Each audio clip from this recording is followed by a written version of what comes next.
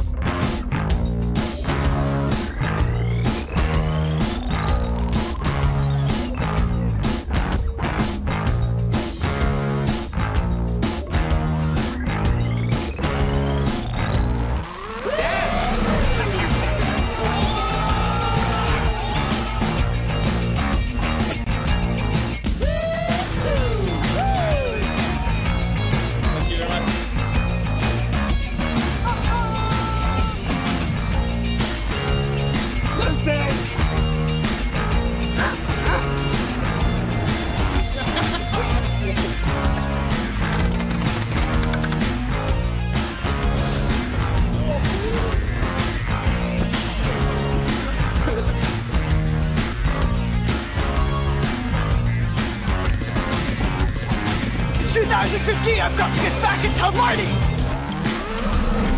I'm not sure. I like it.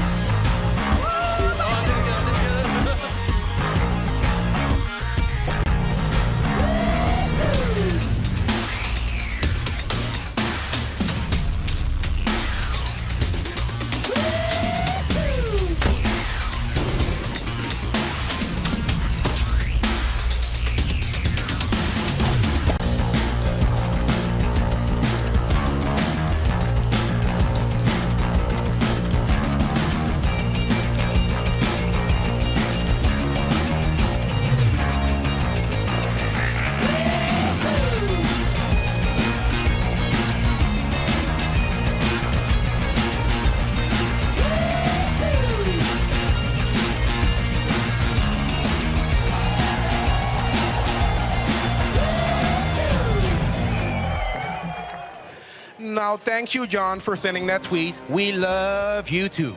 Welcome back, by the way. If you are just joining us, you are watching the Ubisoft E3 conference pre-show, a behind-the-scenes look before we take it to the main stage. Now, if the internet has destroyed your ability to focus on one screen, and one screen just isn't good enough for you anymore, don't worry about it. Use hashtag UbiE3 for all your social media conversations. You can even go further behind the scenes with Ubi Gabe and Zach Cooper, who are snapping like beat poets right now on Snapchat. Come say what's up. It's the stories. It's the stories. They'll be joining you live, streaming from the booth and the Ubisoft Lounge, starting tomorrow at 11:30. So tune in for that. Okay, real talk though. As we mentioned earlier, this is a big year for us here at Ubisoft. 2016 marks our 30th birthday. Yves, you the man. But if you haven't already turned 30, you're probably freaking out just a little. But worry not, we have a message for you. Turning 30 is pretty damn cool. It's the perfect golden age because you are crazy enough to continue to try new stuff, but you have enough experience to know in which field you're good at and which field you sucks, and you have the maturity to make the right choices to bring your character to the next level. On the one hand, it's very stressful because it means that you need to get your shit together and start acting like an adult. But on the other hand, it's also great because you kind of know who you really are now. Turning 30 means you kind of start to have everything figured out and you know what you're doing. You're not looking for who you are anymore. You kind of know who you are and you know who you don't want to be. So that opens much more possibilities. Taking a leap of faith. Really trusting all the experience that you had in the past, the good ones, the bad ones, and really just go out there and kick it. When you're a kid, when you think you arrive at 30, everything is finished. You don't grow up, you don't evolve, things like that, but I think it's actually when life starts. 30 is the moment when you realize you have the rest of your life ahead of you, and you can do anything you set your mind to. It was a time in my life when my childhood dreams finally matched my professional skills. So 30 is great. I can now start thinking about the more high quality stuff, be it food. Really, it's pretty much all food. The year I got my 30 years old, I actually bought a house and got a kid. I think it's a moment where bigger things happen. When I turned 30, I was like, yes, I'm legitimate. Like, people aren't going to treat me like a kid anymore. I can say what I want, and it's going to mean something. Maybe less willing to compromise to get the things you really want. 30 is a great age, I find, because you're mature, but you're still young. So you've got enough experience to stop doing stupid things, but you still have the energy and the power of being young. So I think 30 is a good age, and I'm excited to see what the next 30 will bring for sure. Okay, welcome back. So just really quickly, I want to shout out to Shabla. I know you wanted to be here with us today. We're thinking we know you're watching. So as you saw, turning 30 is pretty great. And if Jason Vandenberg says it's good, you should probably listen to him because he's pretty handy with a sword. Now, speaking of Vikings, For Honor was a huge announcement last year at E3, where you fight as Viking, Knight, and Samurai, dive into the battlefield, and really experience the art of battle. Now, joining me now is my friend, sometimes DJ, com dev, Emile Gauthier, better known as Space Captain to the community, and the captain of karaoke, Eric Pope. I like karaoke, it's true. Okay. So maybe just quickly, for people who haven't seen For Honor yet, what do we need to know going into the conference today? So, yeah, For Honor is a very unique game, actually. It's a melee action game that gives you the opportunity to incarnate one of the deadliest warriors of all time. So the Knights, the Viking, the Samurai. It's a very immersive game. You actually have, a truly believable experience on the battlefield. It's really immersive. And yeah, we also have the art of battle fight system that is awesome. Yeah, the art of battle is really kind of the big idea with For Honor, and it's kind of a game changer in terms of combat in games. It's not just hack and slash, it's not just button mashing. There's a real skill to the combat system. Okay, great. So for the people that have following you guys very closely for the past year, maybe get us up to speed. What do we need to know going into the conference today?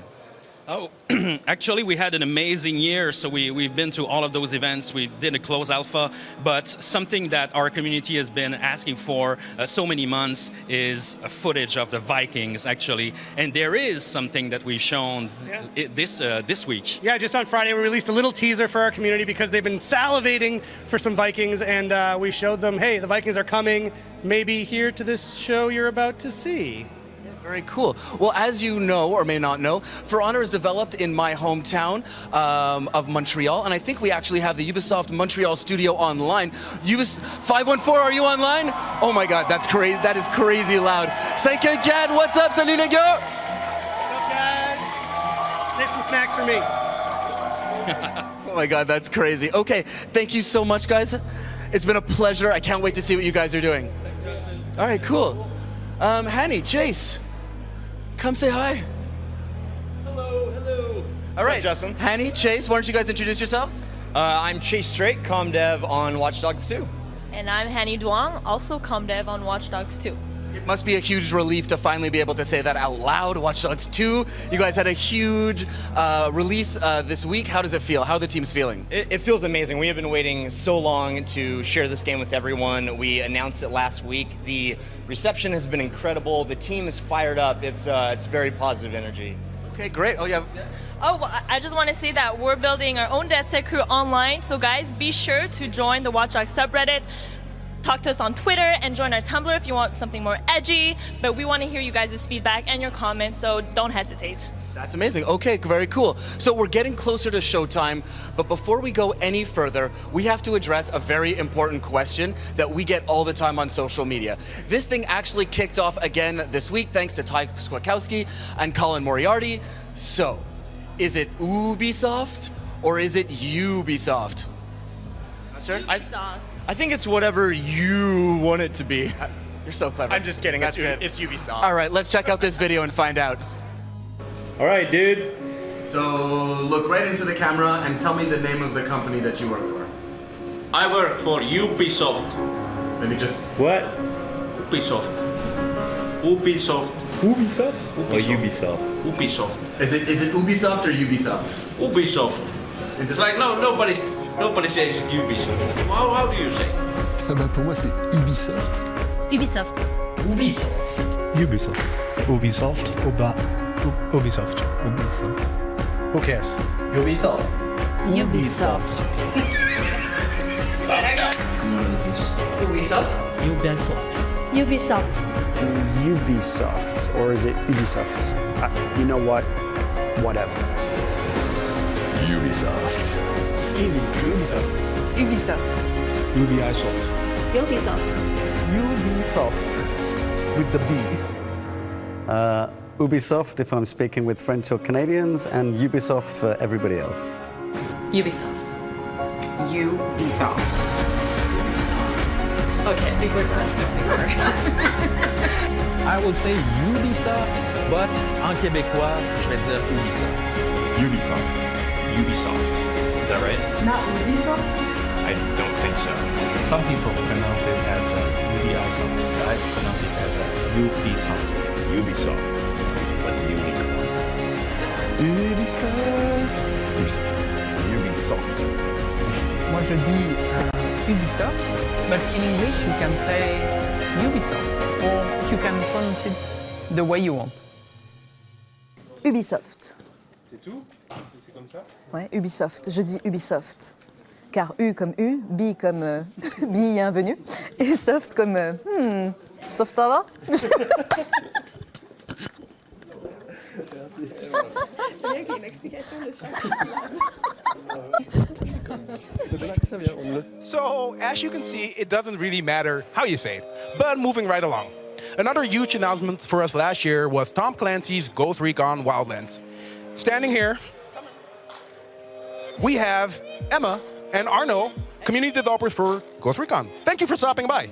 Thank you. So, who am I going to talk to? All right, sure. What can you tell the people watching about the game? Yeah, so in case you missed it last year, Ghost Recon Wildlands is Ubisoft's largest action-adventure open world that you can play entirely in 4-player co-op. Also, though, it's also a military shooter. And the game is set in Bolivia, where the Ghost, an elite military unit, are being sent behind enemy lines to take down the Santa Blanca drug cartel. Oh, shit. Well, I've been told by a very close source to me that the game is being produced in Paris. And I think we have Paris online right now. Paris, bonjour, omelette, ça va? Good. Alrighty. Thank you guys for joining us. I think we're going to show way more later in the conference. So everyone who's excited about Ghost Recon Wildlands, stay tuned. It's going to be epic. Now, let's check in with player number 2 upstairs, Justin, while I go outside to make someone else's day a bit more exciting. Okay, welcome back. So I'm here with Yannick Bachero. He's a community developer on The Division and Massive. And we're here with VP of Live Operations, Anne Blondel-Jouin. She was the producer on the first Far Cry. She led the studio Nadeo behind Trackmania, and recently was the executive producer on the crew. So maybe let's just do a little quick intro. What does that mean? What's a community developer? We've been saying that a lot recently. Well, I mean, it's a lot of things. It's talking to the players, getting the feedback from players, which is something very important for us. It's all about, you know, making sure that the players are having a great time and that also everything they say goes to the development team. So this is taken into account for Excellent. Okay, and Anne, maybe give us an idea of what you're working on these days. Oh, you're asking me to spoil a conference here. No. Okay, no spoilers. And then if we have to look back at what happened with the crew, Rainbow Six, or even the Division, of course, well, it was just the beginning. I mean, what you're about to see today is just going to be amazing and mind-blowing, obviously. We're taking a step further to commit to gamers with our game live.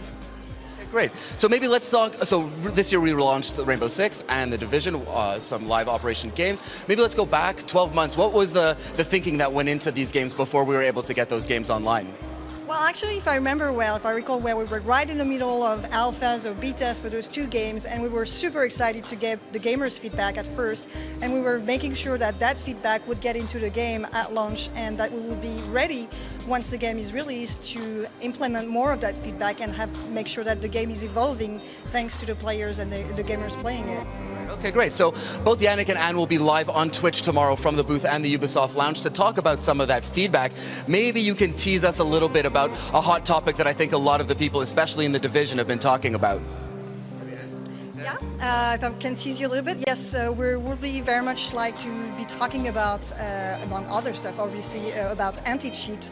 The fact that it's super important for us that you guys, gamers, have a very fair experience when you play our games.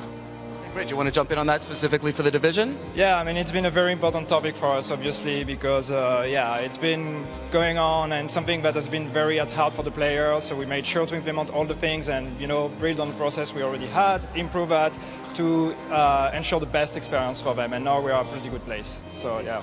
Okay, great. So as you know, or might not know, the Division was developed in Malmo in Sweden in Massive Entertainment. I'm not sure, do we have Malmo online? Are they watching the conference live? We can hear them live. Okay, great. Hi, everybody. Hey. Okay, great.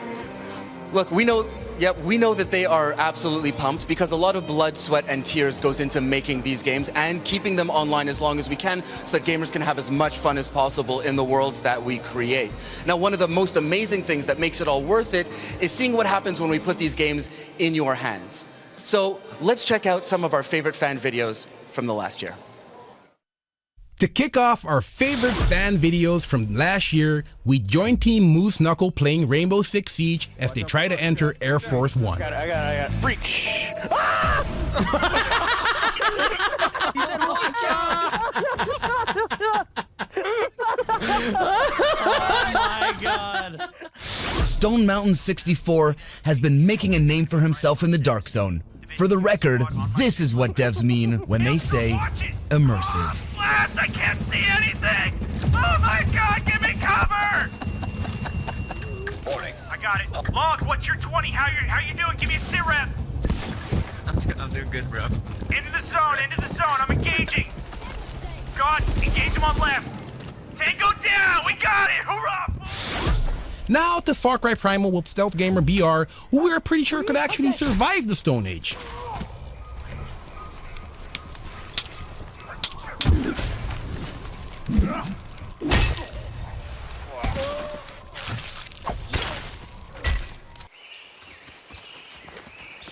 Him and no one else.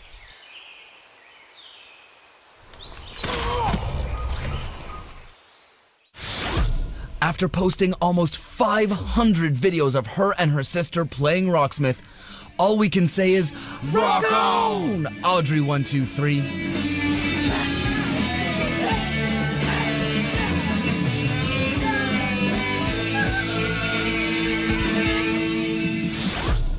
In this video, Mini Shady appears for the first time with world-renowned trials expert and all-round dad of the year, Professor Fat Shady. The student becomes the master. Sort of. Hey, do you think you can do it? Yeah. Alright, if you just concentrate. Concentrate. No, definitely not this time. Actually, maybe this is the reason you don't want to finish this, because you know once the video's finished, you're going to bed, huh? Yeah. This is it. I can feel it. No, I know I am. Slowly. Now to the heartland of America. Thanks, Purdue, for making us all want to quit our jobs, sell our shit, and hit the road.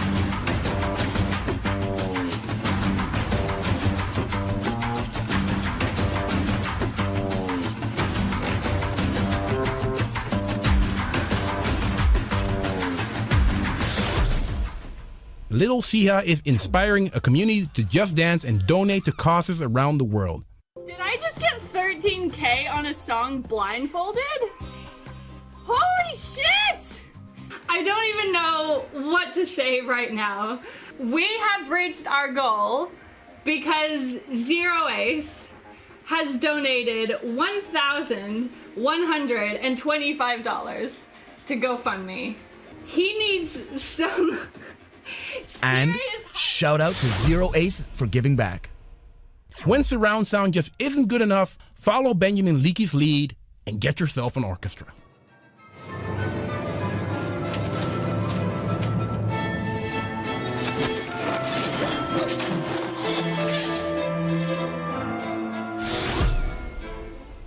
Watching gamers discover the world of Tom Clancy's The Division was amazing. Yeah! Yeah! Let's go! Especially Jericho, who finally found what he was looking for. I can shoot everything!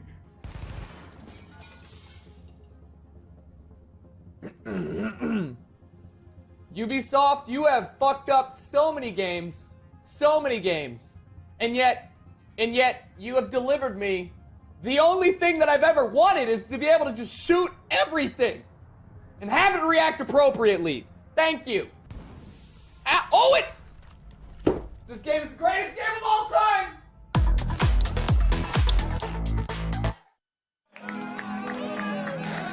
High five, people. Woo! All right. Since we are Ubisoft and we're a little bit weird and I dropped some stuff, that's what happens, it's live. We were like, let's bring someone in, let's make someone's day. I've seen this man, he's been waiting for hours. You can come on in with me. Come on in with me. Whoa. I'm getting excited. All right, let's go. Now, for all your social media interactions, use hashtag UBE3. We'll be reading everything. Well, maybe not everything because it's a lot. And we'll probably be also answering some of your questions during the post show. So hashtag UBE3. What's your name, buddy? Chad. You look fucking fabulous. Thank you, sir. I appreciate it. Did I just say the F word? I'm sorry. Don't fire me now. All right, let's see what Justin is doing. Justin! Hey, what's up, buddy? Where you at? Are you ready? Make some noise, everybody! We got Chad here. I missed you, Leon. Chad! I missed you. I believe I'm in your seat, monsieur. There you go. Take a seat. It's a golden ticket. All right, now, are you guys ready? You guys excited? Whoa. No. Are you guys ready? The show will begin in about 5 minutes. So make sure all your devices are put on mute, silent, whatever you would call it. Justin. What's up? Where are my star players? Oh, they're over there. What's up, Why are you star players? so far? Okay, well. That's how we roll. Fine. Okay, great. Well, every year we try and bring some of the most dedicated fans and players to join us here live for the conference and at E3. This year we've brought 50 of the most dedicated players. There are star players. What's up, guys? You're so far. What's up? Make some noise!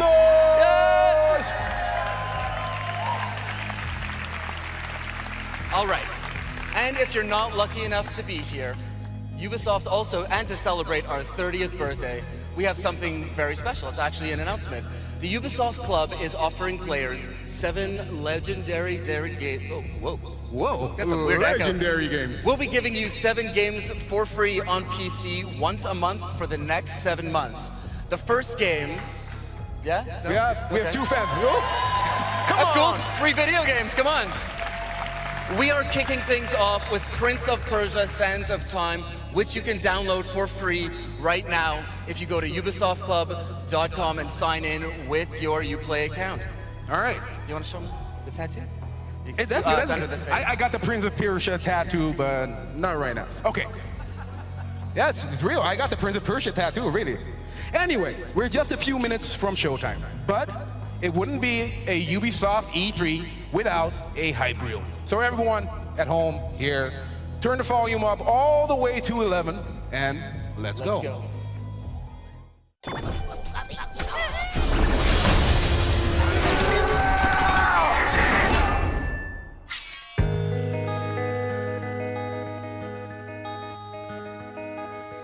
The sun Medusa gave birth to him.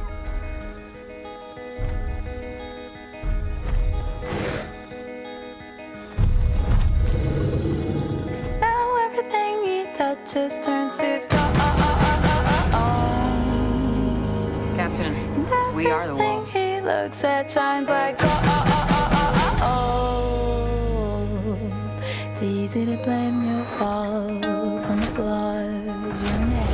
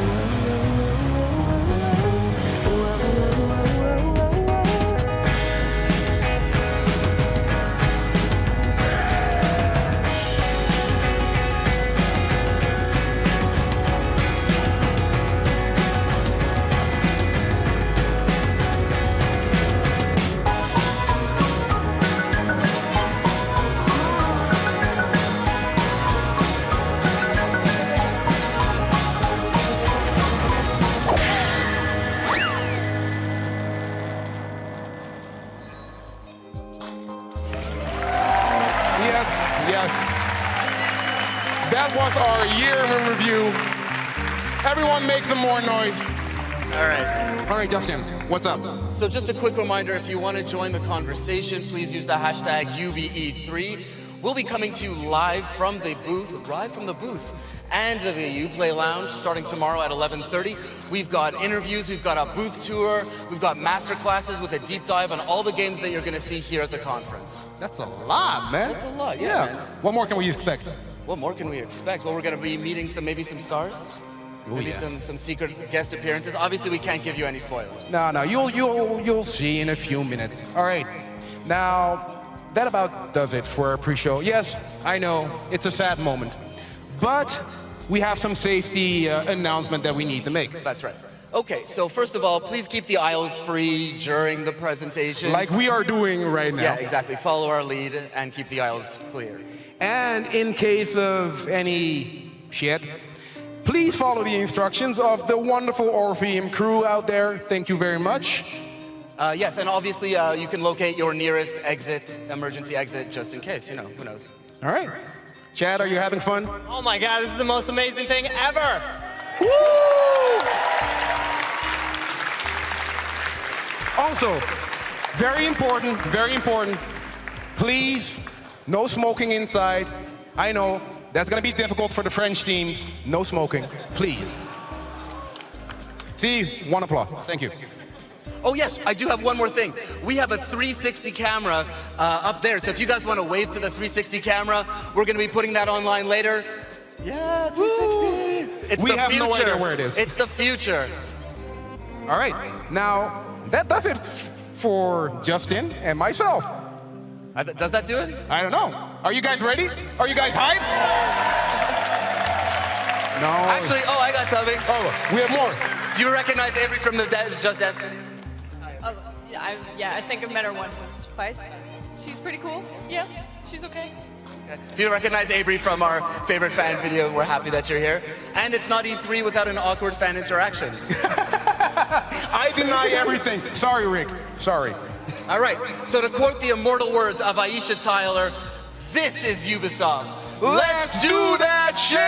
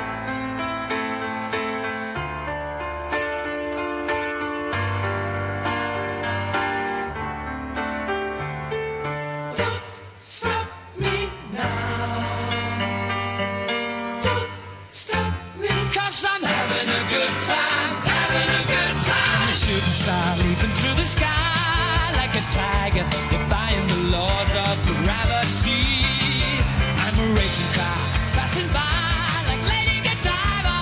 I'm gonna go, go, go. There's no stopping me.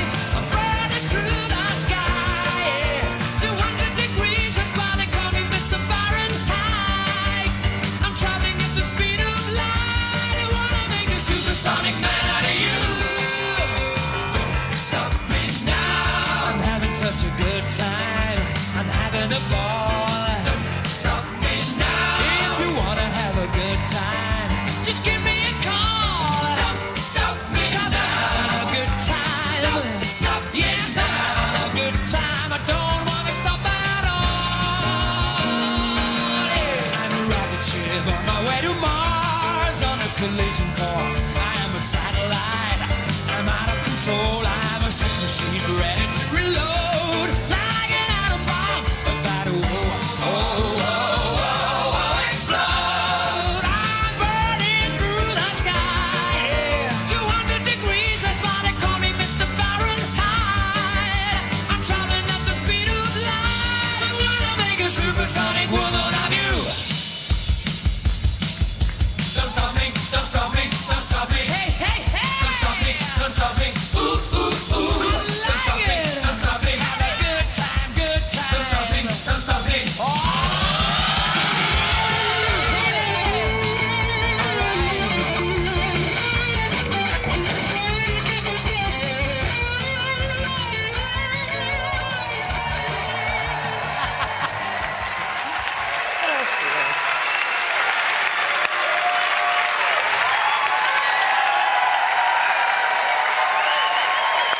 Hey, everybody, thank you. Wow. Oh my God, you guys are awesome. You guys are awesome. You guys were confusing and awesome. And my mom has those boots, by the way. She wants them back. Ladies and gentlemen, you know when you see a dancing crab and a baby bird with a paper collar that you could only be at the Ubisoft E3 press conference. Welcome. Welcome. Dancers, can you guys bring it in behind me for a second? Just gather around. Get behind me here. It's a special year.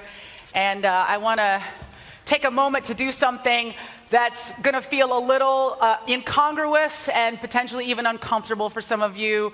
There's no smooth or easy way to do this, but we all felt really strongly when we were rehearsing today that we needed to say this. So before we start, everyone here at Ubisoft want to offer our deepest sympathies to the people affected by this weekend's tragedy in Orlando.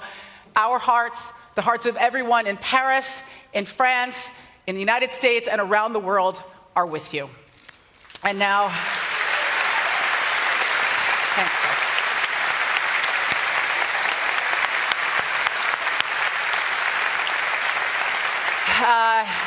And now, with a human giraffe on my right and a candy cane on my left, I'm going to make a very hard right turn and get into the fun stuff. Thanks for coming on, guys. Dance away.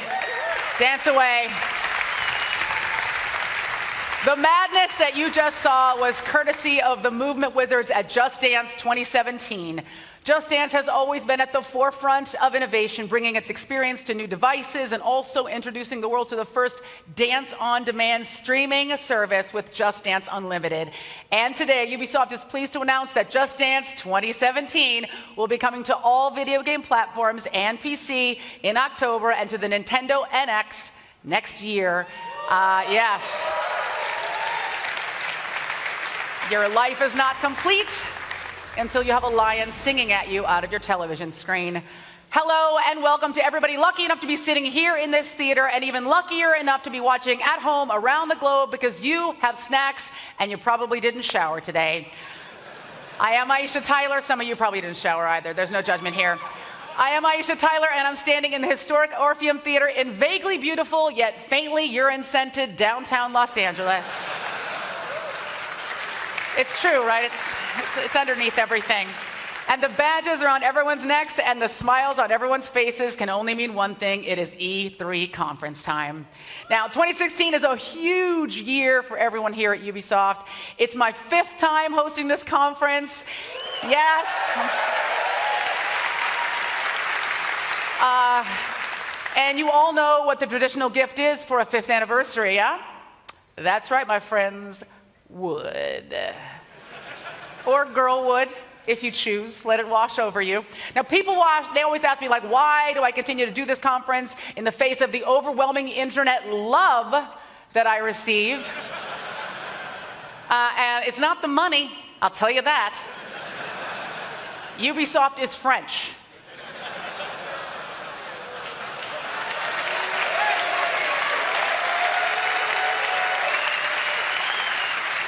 They're paying me in red wine and sarcasm, you guys. No, I come back every year because I love games. I play these games, I adore them, and I love being a part of the excitement that comes with revealing new games to the world. Every day, every year when I do this, I'm like a kid in a candy store. A really large, slightly masculine kid in a candy store. And speaking of excitement, it's Ubisoft's 30th birthday. Yeah, give it up for Ubi. Or Ubi. Ubi may be 30, but like everyone else here in Hollywood, it hasn't aged a bit. It gets drunk on weekdays and dresses inappropriately, but whatever makes it feel young. Now, over these 3 decades, Ubisoft has been flexing its creative muscles, giving its teams the freedom to push boundaries and create games that are memorable, fun, and sometimes a little crazy. So, enough talk. We're going to hit fast forward right now and get straight to the games. All right? Now, you may remember our next title from the end of last year's show, when it blew your fucking mind. And if you're at home playing a drinking game, yes, an F-bomb in the first 5 minutes of this show. Ladies and gentlemen, welcome back to Ghost Recon Wildlands.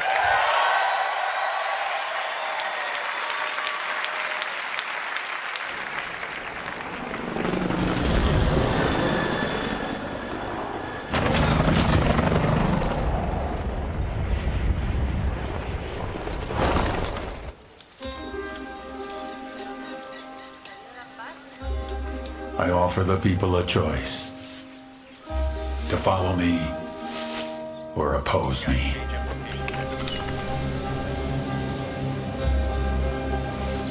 If you follow me, I feed your families, give you shelter, medicine, and jobs, shield you from the tyrants, allow La Santa Muerte to protect you from death. I give you power. I make you rich. But most of all, I let you rule like kings. But for those that oppose me, I have only one thing to offer. A promise. To take everything you love and destroy it in front of your eyes.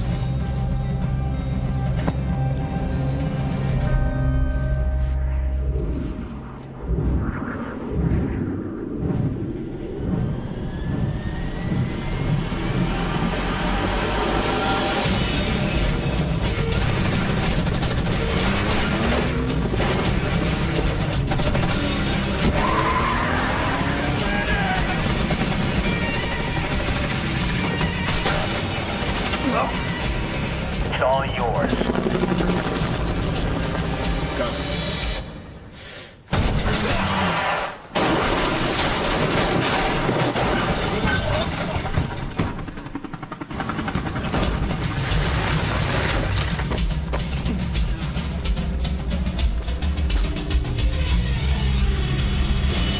Ghost, hit the money, hit the drugs, then hit the king.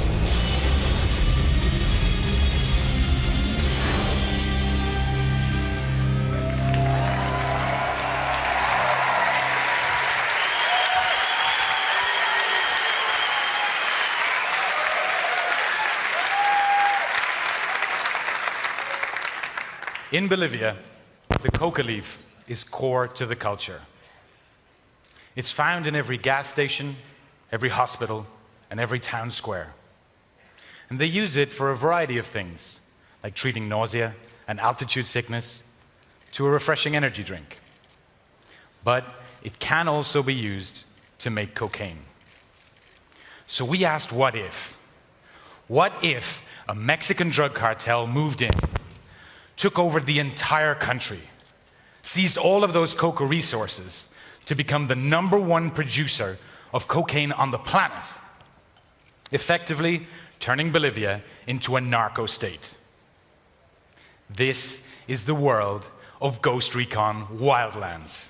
And you? Well, you're the ghosts. The elite spec ops drop deep behind enemy lines to create chaos and disrupt the alliance between a corrupt local government and the Santa Blanca cartel, ultimately going after their leader, the vicious El Sueño. Hi everybody, my name is Dominic Butler. I'm the lead game designer for Ghost Recon Wildlands.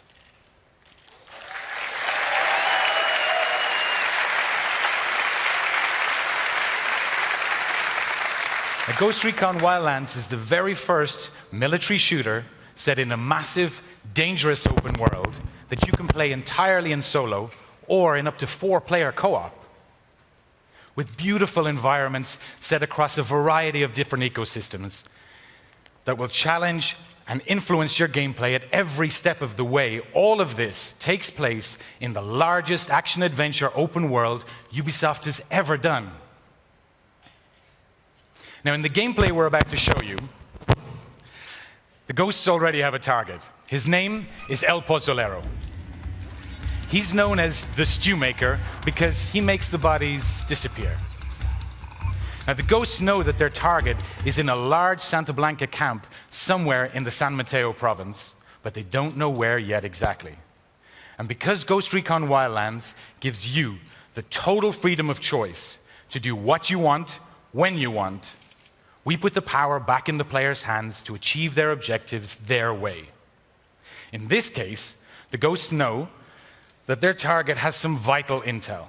They want to take him alive, so they've opted for a tactical extraction. Let's go get that intel.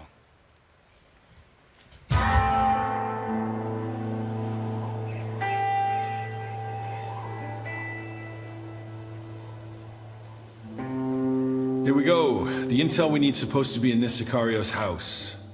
Looks like it's upstairs. Copy that. Need any help? Nah, I got this. Okay, I'll take a look around. Right, let's try to keep it stealthy.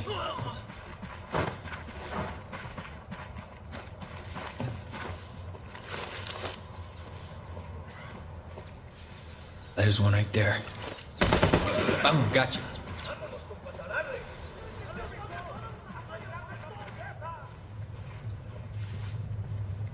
I'm in. Oh shit, I've been spotted. You good?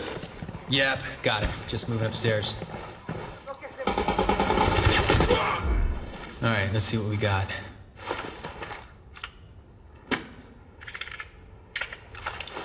Okay, I got the intel on El Pozzolero. He's in a camp up in San Mateo. Cool, how far is it? We could use a ride. You got a car out there? No, something better. You ready to fly? Let's go. You got it.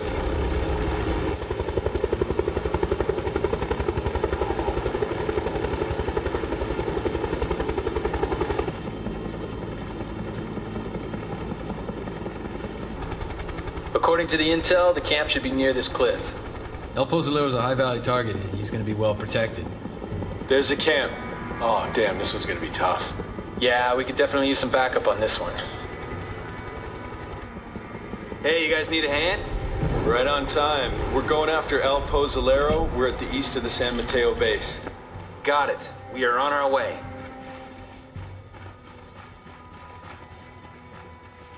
We're approaching the camp from the west. We'll meet you there. Copy that. I hear this El Pozzolero guy's supposed to be a hard target. How bad does it look? See for yourself.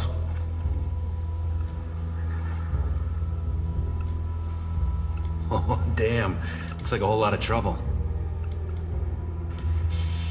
Tag the lookout. Can you get him? Roger that. One less to worry about. Okay, we're splitting up. Weaver, can you get to a good sniper position on the south side of the camp? No problem. Alrighty, I'm moving in from the other side. Copy that. We're moving in from the Train station at the east end of camp.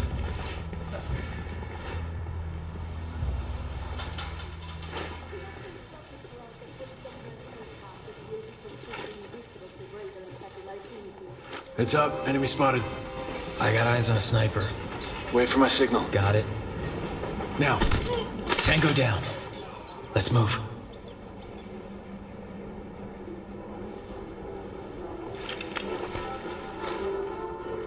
Okay, wait a minute. I hear something inside. 2 guys. I got the one on the right. You ready? Ready. Go. Good job. Okay, I'm gonna deploy the drone and see what's up ahead.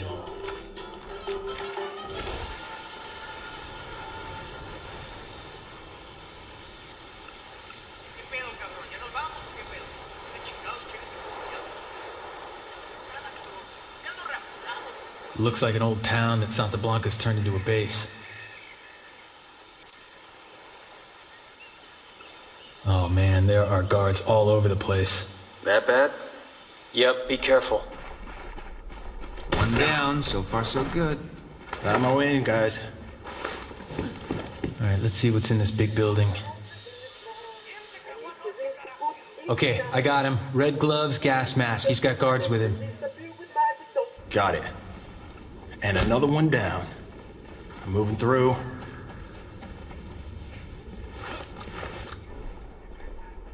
Gotcha. Okay, I'm close to the building. I'll try to find a way in. You saw anything else? Oh man, I think he was dissolving somebody. Like in a can of acid or something. Yeah, looked pretty nasty. Come on, guys, let's move. All right. I think I found my spot. Nearly there. Careful, there's more of them the closer you get. Only one left. Okay, I'm in position. I have 3 tangos in front of me. Weaver, you think you can help? I got it.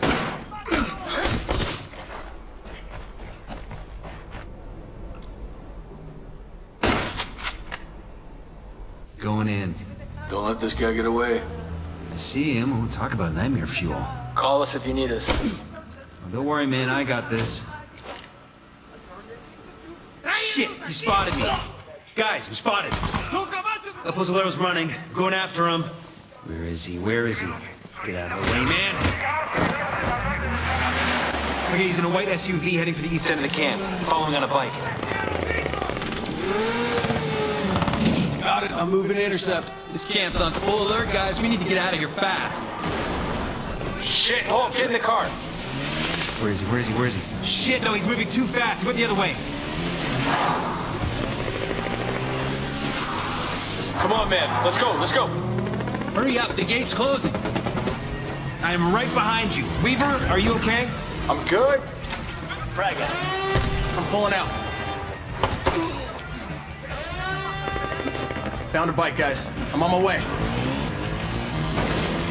Hey, watch your fire. We need him alive. I can't get a good shot. This guy's all over the place. Stop moving. Okay, guys, I'm clear. Out of the camp, on the road. Where are you guys? Let me know you're... Damn, the whole place is going up. All right, I'm heading for the chopper now.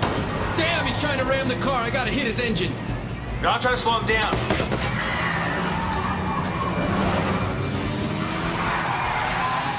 Help is on the way, guys. I'll run this train. Where's the chopper? Where is it?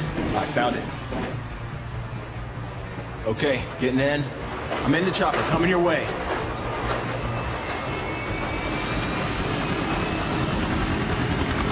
All right, I'm on my way, guys. Hang tight. Oh, no, he's not stopping. Oh man, come on. I'm trying. He's a tough one, this guy, huh? No, we're not gonna push him off. Looks like he's losing control. Can you push him to the side? I don't know how it looks up there, but that's what I'm trying to do.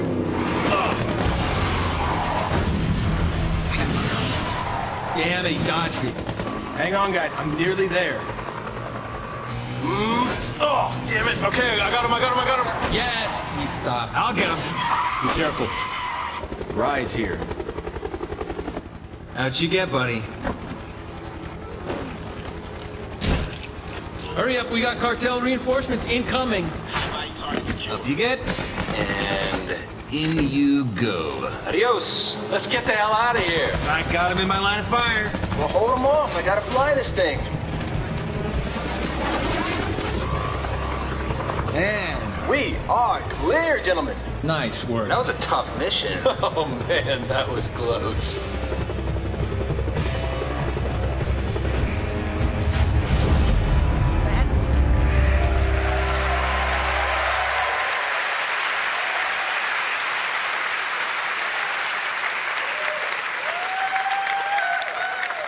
Head over to GhostRecon.com right now for all the latest news and gameplay videos. For those of you here at E3, please come by the booth. We've got 4-player co-op demos, and we would love for you to try it. We want to get your feedback. Ghost Recon Wildlands will be released on March 7th, 2017. Thank you. Have a great show.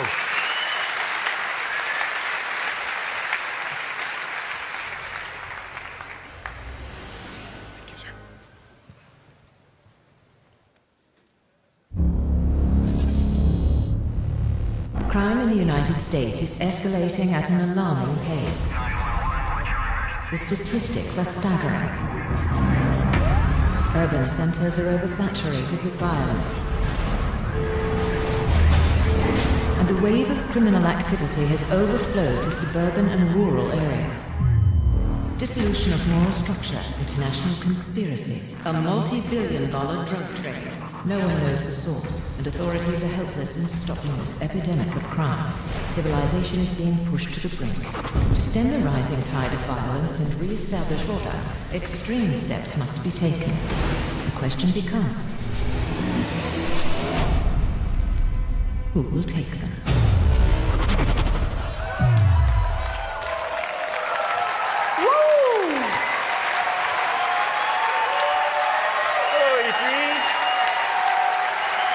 I'm Jason Schroeder from Ubisoft San Francisco.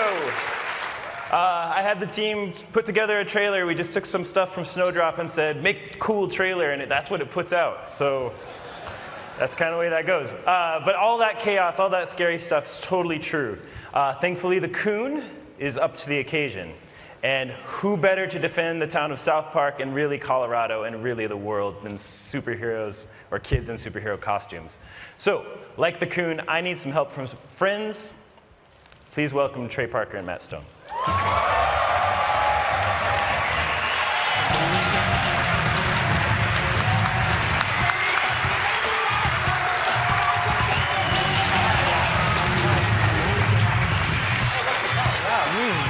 Oh, look.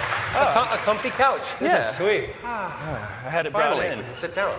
I know, it was an exhausting walk all the way through there. So let's talk about the story. Everybody wants to know what's going on in the Fractured But Whole. Don't know yet.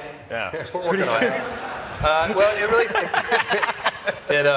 it picks up where the Stick of Truth kind of left off. You're the new kid. If you played Stick of Truth, you would know that in it, you're the new kid who moved to South Park. And so the game's really about who you are, and you kind of define who you are in South Park. But whereas the Stick of Truth was like a fantasy send-up, and you end up being the king in the end. And it's like the next day in South Park, and the kids have sort of switched up, and now they're playing superheroes. Right. Right? Yeah, and so we actually have a backstory that the kids have been playing superhero, but they got into a big fight about something, so they're in the Civil War part of their kind of Civil War. And in fact, Marvel wanted to call their movie Captain America: The Fractured But Whole, but we had already taken that name, so they had to call their Civil War. Lucky. True. It's a true story. That's extremely true. But also, we want to get into who you are as this new kid, and the fact that, in Stick of Truth, you really rose to being cool because you became king.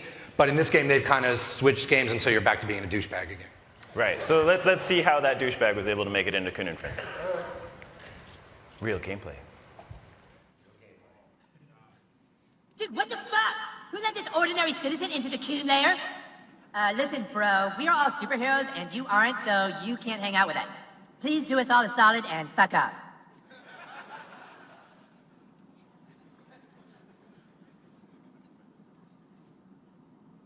Hey!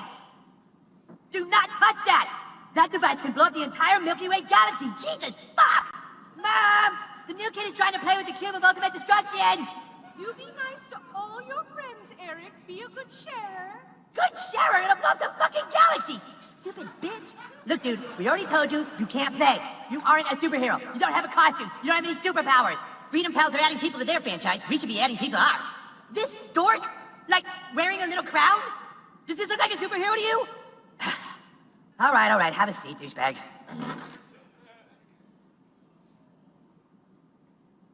Not there. That's Mysterion's seat. Not there either, stupid. All right, in order to play superheroes, you have to have a superhero persona. Then you can fill out your character sheet on Kunstagram. Do you have a Kunstagram page? Oh boy, you're not even on Kunstagram, huh? Well, I guess I can create one for you. Fucking unbelievable. Let's see. So the first thing we need to fill out on your character sheet is your class. You know, what kind of superhero are you?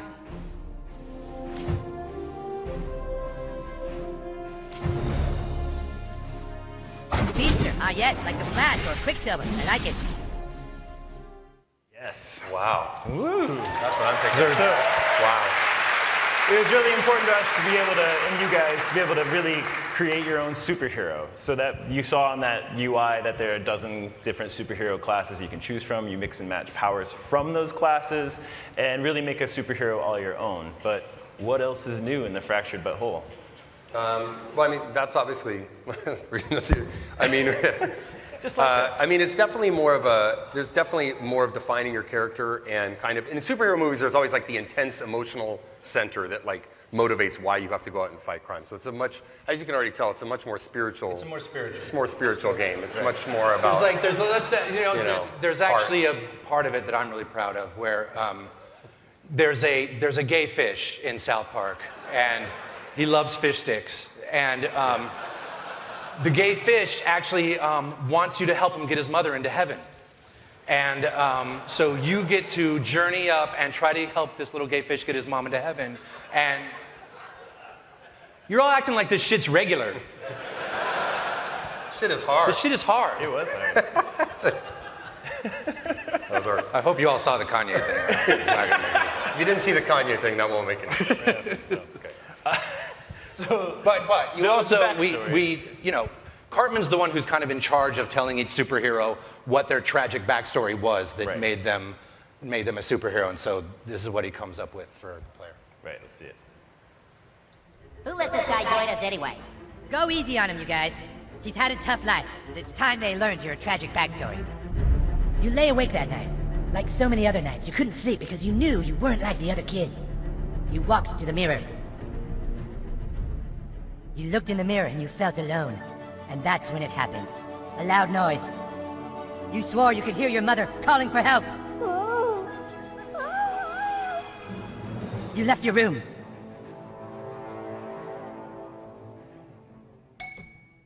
You left your room. Seriously, dude, just walk through the door already? But then you finally reached your parents' door. And what you saw when you opened that door changed your life forever and led you to fighting crime. You were too late, because when you opened that door, you saw your dad fuck your mom. What? Butthole doesn't trust anyone because his dad fucked his mom and he couldn't do anything to stop it. That doesn't make any sense. I know. How could the person you trust do that to the only other person you love? Cartman, everyone's dad fucked everyone's mom. Huh? That's how it works, stupid. Our dads fucked our moms. Oh, right. So does that mean your dad fucked your mom, Cal? Huh? Yes! My dad fucked my mom. That's why I'm here. Don't steal his backstory, dude. That's not cool.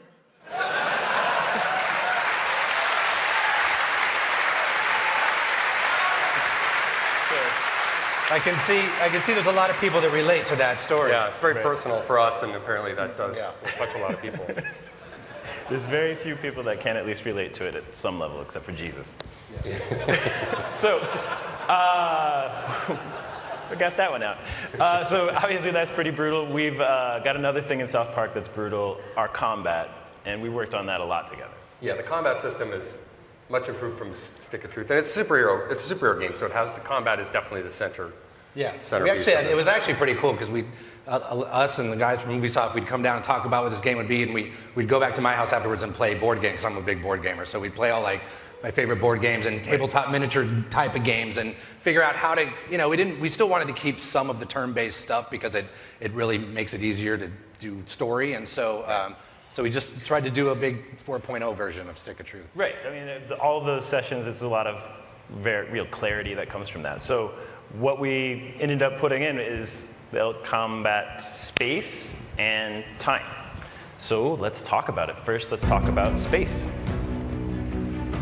You're not restricted to a location anymore.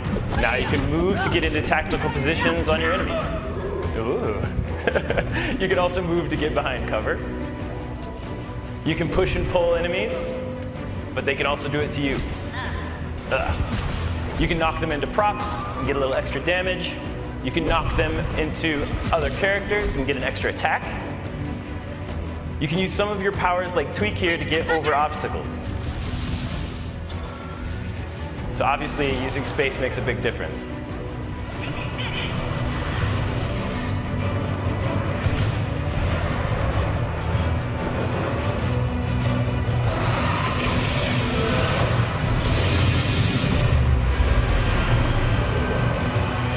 Totally realistic. Next up is time. In the first game, your farts were legendary. Now your farts are so powerful that you can use them to rip the fabric of time itself. Like Ghost Recon.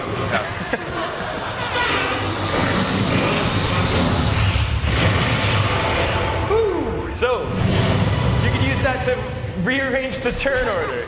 Mastering space and time makes a huge difference. I can't wait for you guys to get your hands on it. Let's bring it out with big volume.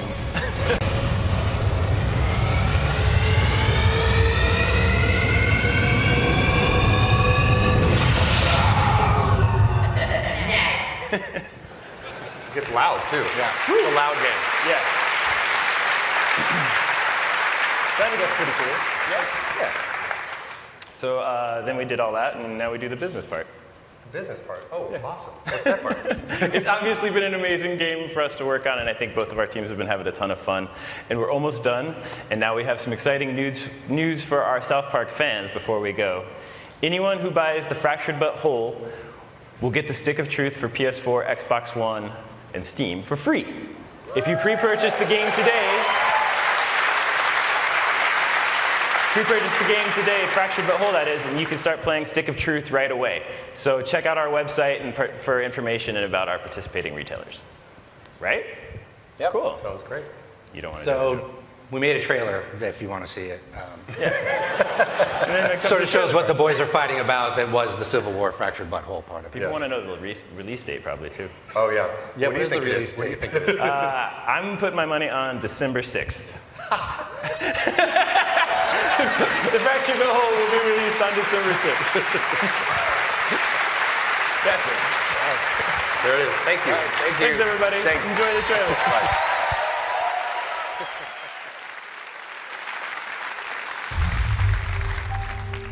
Why did we choose this life?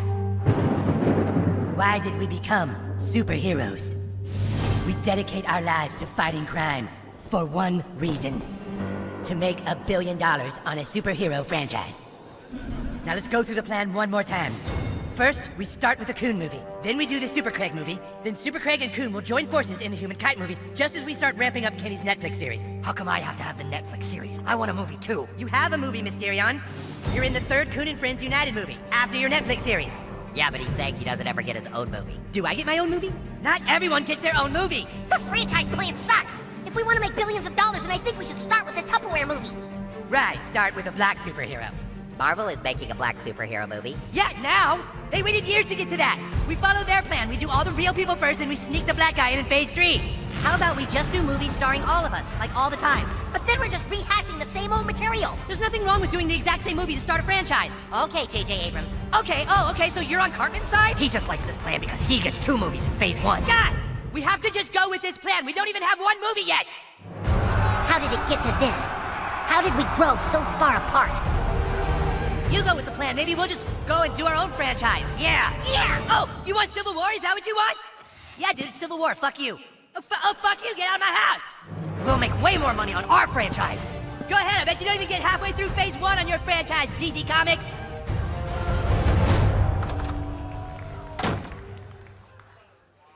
I thought Civil War wasn't supposed to happen until Phase 3. Shut up, Super Craig.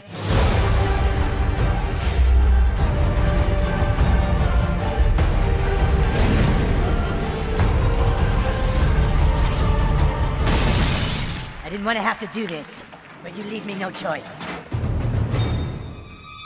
Did I just hear someone use a microaggression?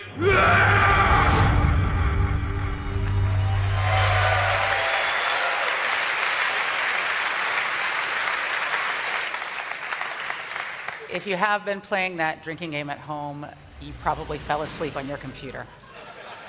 And now we move from the flatulent, prepubescent superheroes of South Park to the snowy, post-pandemic streets of New York in Tom Clancy's The Division.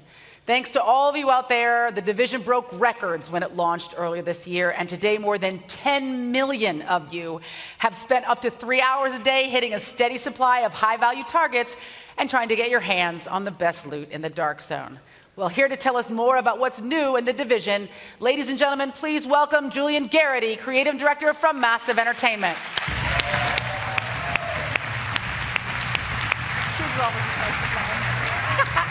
Hey, how's it going, Julian? Welcome. All right. Thank you. And thank you for wearing those shoes. I like to make everybody I'm not feel... actually that short. No, you're actually taller than me without these shoes on. I'm sorry. I'll go with it. And thanks to all the Division players out there who are so passionate about our game. Yeah, it's a cool-ass game. And you guys have been adding all kinds of new stuff to the game since it debuted. We heard just a little while ago about the Underground, so do you want to tell us more about what's going on with that? Absolutely. So, in Underground, you and your team will be fighting against a dangerous threat hidden beneath the streets of New York City. And every time you play, the challenge is unique. That means endless replayability and even better rewards the further you go. Okay, so, I mean, one of the coolest things about this game is it is open world, it is so robust, and you're making it more robust all the time. So are you going to tell us when we're going to get this new content, or do I just have to start taking bets? I know, okay. I'm big and I'm also pushy. Yes. I agree. Underground will be out June 28th on Xbox One and PC, and August 2nd on PS4. And this is just one of the updates we'll be releasing this year. Because for the Division team, this is a long-term commitment. We love this world, you love this world, and we're going to keep on making it better for you. That's awesome. I mean, you know, I've been in love with this game since you guys first debuted it on one of the shows that I hosted, and I'm really, really excited about it. Cool. And that's not the only thing we're going to tell you about today. We've got a little surprise for you. To celebrate Ubisoft's 30th birthday, we're giving our fans 3 exclusive outfits to use in-game. Ghost Recon, Rainbow Six, and Splinter Cell. That's awesome. That's awesome. You get an outfit. You get an outfit. Chad, you get the 3 outfits. Good for you, Chad. So, if you're a member of Ubisoft Club, all of these outfits will be 3 for you with the release of Underground. It's like smushing 2 or 3 or 4 games together that you love. Don't tell the other 2. I don't know, I have a lot of feelings. They let us do this, but they're not. I love it. Well, I'm super stoked about running around Manhattan in trifocal goggles without getting arrested like I typically do. So we've got Underground, we've got dope new outfits. More? We've got one more expansion to talk to you about today. In it, you'll struggle to find meager supplies in New York and fight to survive in some of the most brutal weather conditions imaginable. It's a completely new way of playing the game, and you'll be able to play it very soon. Even sooner if you're on Xbox One or PC.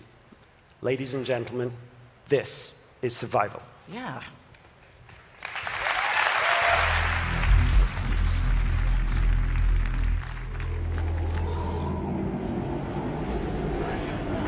The blizzard was getting worse, but we had to investigate the rumors of a cure.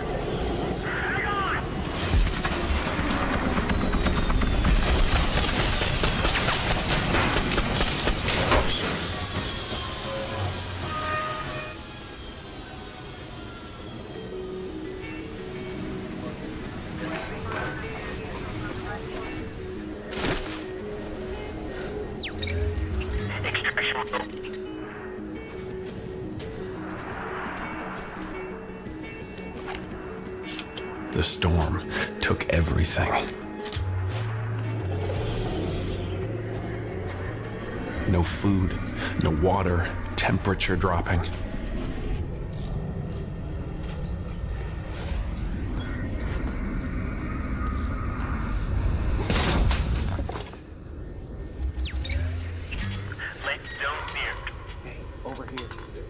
We are not alone out here. Come on, man. Yeah. In this world, it's hunter against prey.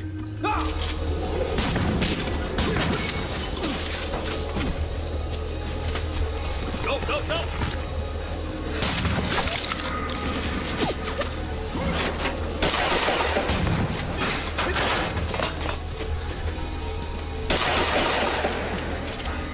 He's out!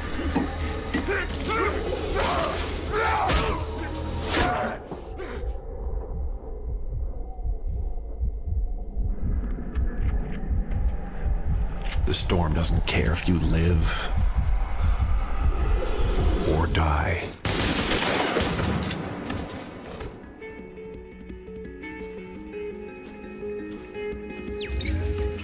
Evacuation area compromised.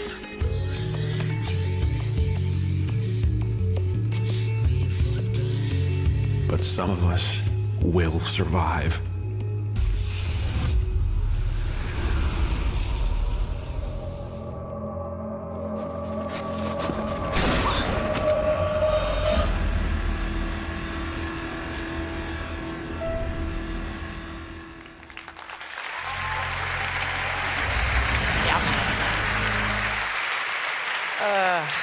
So much awesomeness. Now, for Ubisoft, VR is the perfect technology for making gaming more accessible. And Ubisoft Montreal's Funhouse team built a game that just about everyone is going to know how to play the minute they put on their headsets. So, here to take us into the world of Eagle Flight, please welcome creative director Charles Houteau, along with two huge fans of the game, Palmer Luckey, inventor and founder of Oculus, and Jason Holtman, head of publishing at Oculus VR. Thanks, great job.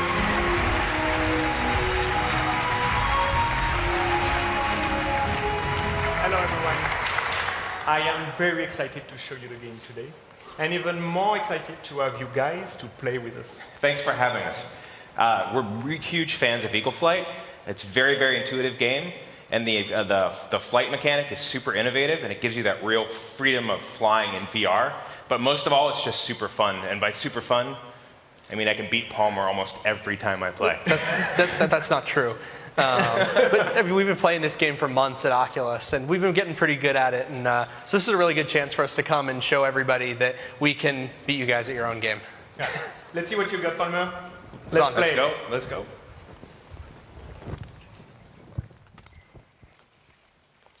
Hello, everyone. My name's Carsten Myhill, and I'm going to talk you through, for the first time ever at E3, a live PvP demo in VR. It's called Capture the Prey, and 2 teams of 3 will battle it out in the skies over Paris. Over here we have the blue team, resplendent in their Hawaiian shirts, led by Palmer Luckey, Olivier, and Vicky, and the red team, led by Jason Holtman with his 2 wingmen, Andre and Charlie. The rules are simple. It's a capture the flag game, and we will play best of 3. So if we're ready to go, let's fly.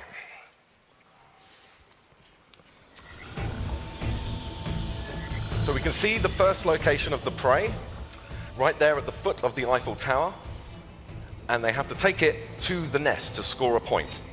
It's a bit like football. They have to work as a team, taking the object and bringing it to a goal. All right, maybe not the greatest analogy in the world, but you get the idea. Teamwork is key to succeeding in this game. Paris has been reclaimed by nature. We can see the Champ de Mars overrun now with beautiful trees and undergrowth, and nature and escaped animals from the zoo, like those giraffes over there. Olivier has the rabbit and is making his way over to the nest right now. He's trying to stay low, using shortcuts, weaving in and out of the trees, taking little alleyways and tunnels wherever he can, trying to stay out of sight of his opponents who are trying to shoot him. Oh, and he's been hit by Andre. And the rabbit is down. Charlie's got it. So the red team in possession. Oh no. Killed by Vicky. Who's going to pick it up? They're not far from the nest now. And it's Olivier for the blue team. Yeah! There's the nest. Are blue going to score first? Yes, they are. 1-0 to the blue team. Yeah, well done, guys. Okay, remember, it's best of 3, so the red team need to score to stay in the contest. Oh, Vicky with the amazing steal and then flew right into the line of sight of Andre, who took it from her. Into the tunnels, utilizing gusts of winds and thermals to get a speed boost. Andre looks like he's got a bit of a free run at the moment.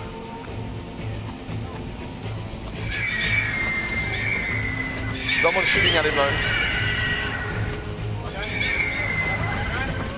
Andre staying low, Jason being wingman, backing him up. Over to the Pantheon there. Oh, great kill by Jason on Olivier. Oh no! But Andre has it for the red team, 1-1. Well done. Don't high-five each other, that's not going to work. Okay, the final location is right there at the top of the Eiffel Tower. Don't ask me how the rabbit got up there. It's an extremely exposed position. We'll see them shooting at each other as they head up to try and get that final rabbit to win the game. Yeah! Palmer with a kill, good work. And Andre's down, great shot of Vicky taking him out there. Vicky inside the Eiffel Tower, utilizing the thermals. But Jason with the rabbit gets the final score. No! Vicky with the steal.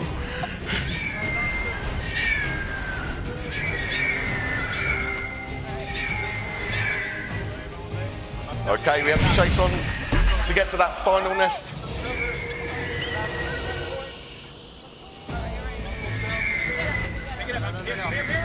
Not far to go now. Andre with it for the red team. Taken out just at the final moment. And the blue team with the steal right at the end to win the game. Well done, blue team. And they keep on playing. Sorry guys, we're going to have to stop now. For those of you here, you can come to the Ubisoft booth and the Oculus booth to try it out yourselves. So we'd love to come and see you down there. Thanks very much. Have a great E3.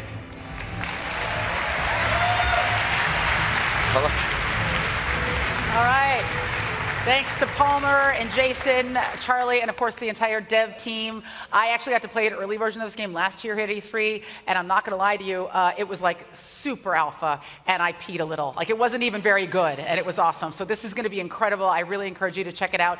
Eagle Flight is going to be on Oculus Rift and all the other VR platforms this fall, and it is playable this week at the Ubisoft and Oculus booths. So get down there and do it. Now that we've seen some flying raptors soaring through abandoned city streets, it's time to ascend a bit higher in elevation. So please welcome Ubisoft Red Storm's David Votipka.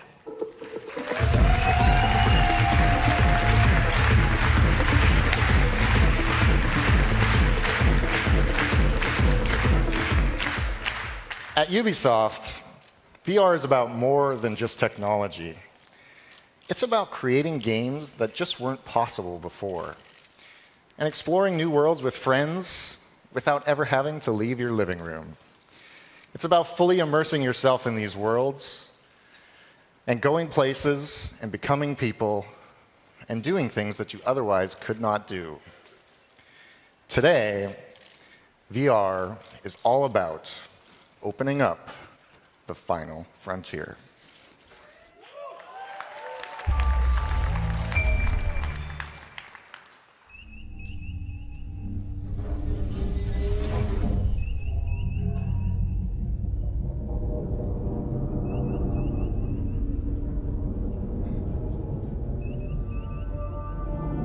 Captain's log. Stardate 2016.165. Starship USS Aegis is preparing for her maiden voyage. We've gathered some of the most decorated officers in the Federation to test her limits and to prove her place among Starfleet's finest ships. We're en route to a secret testing facility and are proceeding to our destination at maximum warp.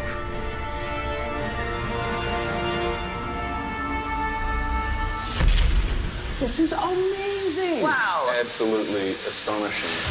When I walked in, I really wasn't sure what I was actually walking into. This is very cool. If I could have imagined what I would have wanted the Star Trek VR game to be, this is it. This is what we've been waiting for. Holy crap, this is amazing. I mean, it really is breathtaking.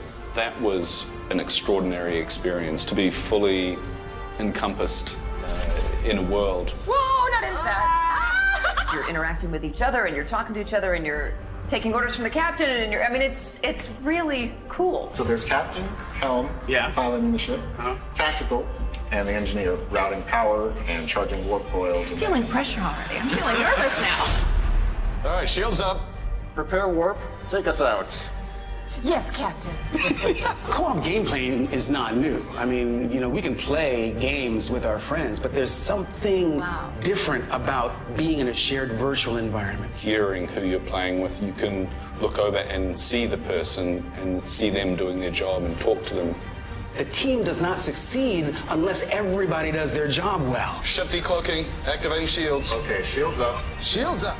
I really did not want to lower the shields. While we were under attack, I was very impressed by LeVar playing that game today. He really had the language of Star Trek down. And they are transporting, Captain. It's like, yes, it just makes you push the buttons. I will say I nailed being the engineer. That doesn't sound good. It's a Klingon. Red alert. Preparing to warp. We're under attack. We have been waiting in anticipation for so long for the technology of virtual reality to catch up with where we imagine we should be and where we all want to go. Line us up for warp, please. We have full power. Ensign, as soon as you can get us the hell out of here, I'd be most grateful. This was really incredible. Hull is down to 20%. Come on, y'all. Punch it. As soon as you can. Here we go. Woohoo! It's your own Star Trek experience in a virtual world where you can hang out with whoever you want. And that's a pretty good deal.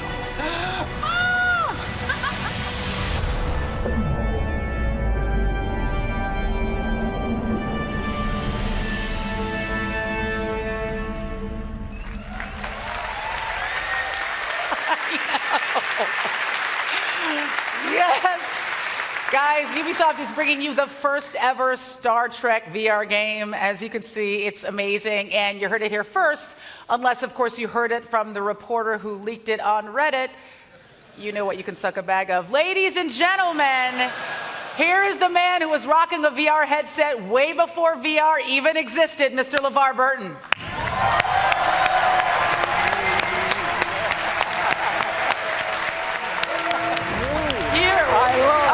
Oh, this is so exciting. Okay, this is happening, this is happening, this is happening. Okay. Welcome to the sofa I had installed here for precisely this occasion. Thank you so much. So it looks like Ubisoft got some of the old Trek band back together. I mean, like all of the old Trek bands and the new ones back together. So great. I have two questions for you. First of all, I know you have my email, so why no invite? But we'll talk about that after. And how did the game compare to being on the actual Enterprise? So here's the thing, right? We use our imaginations so much, right? When you're on the set. You guys know that. When you're operating the console, it's really not connected to anything. You knew that, right? You're breaking all our hearts right now. I know. But here's the thing. You don't have to imagine in this game. You are existing in a completely rendered environment. You are on the bridge of a starship and you're with your friends. Oh. It's pretty cool. It's so amazing. So what was it like working with that particular crew? All of you having had real Enterprise experience. I know I can't let go of the fact that it's not real. Okay, yeah, I know. But it feels real. I mean, it felt real to us when we were doing it. Look, playing with Carl and Jerry was amazing because, you know, we have this special bond, that, just like you will with your friends when you play. And here's the thing. we really had to work together to accomplish the mission. And what's more Star Trek than that? I mean, you can play as the engineer, or you can drive the ship, you can be tactical, or you can be the captain, but no one position is more important than any other. Everybody has to do their level best in order to get the job done, and that's at the core of what Star Trek has always been about for me. Right, and what people love about cooperative gameplay. Yeah, absolutely. So when you were Jordy before, you were the engineer. Yes. But in the game, you got to be the captain. So what did that feel like? Well, I told the guys at Red Storm that I was not going to shave my head for the privilege, and so they said fine. For me, it took a minute for me to get acclimated, because it was weird how I just sort of slipped into Jordy. It was like that skin, I just like put it right back on again. The lingo, the rhythm, the technobabble, it all, started clicking in, coming back. But I'm used to like responding to an order and not initiating the orders. So I had to engage. That's how we start this thing. So right.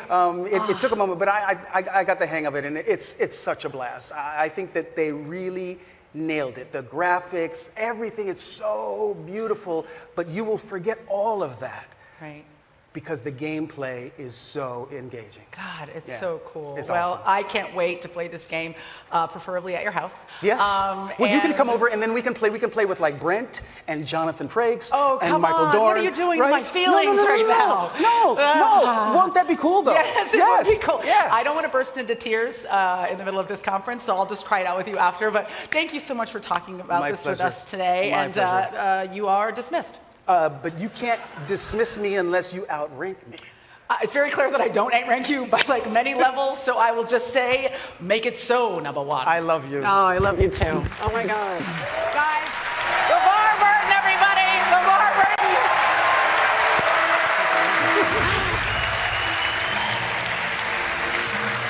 Okay, so we've all imagined ourselves on that bridge. Now you get to do it. We're going to have Star Trek Bridge Crew at the Ubisoft booth, and of course when it comes out this fall on all major VR systems.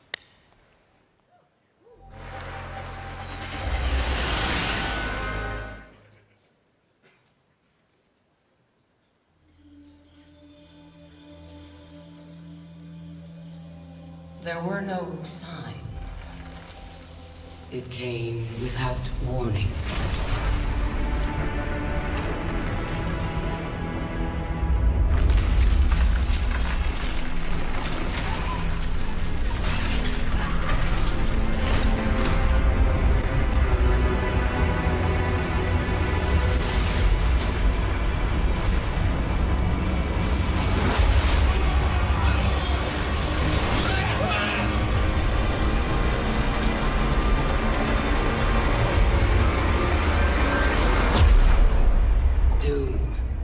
Came to us all.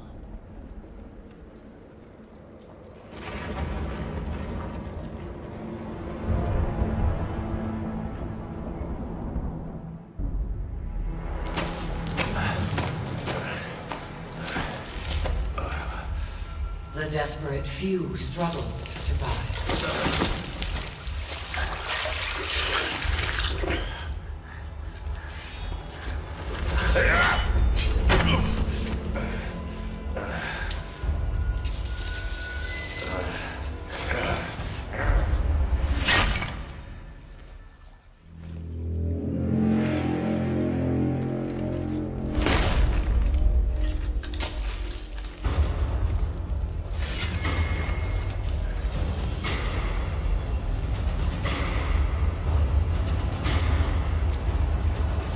Perhaps we had a chance for peace. But desperation and trust are seldom allies.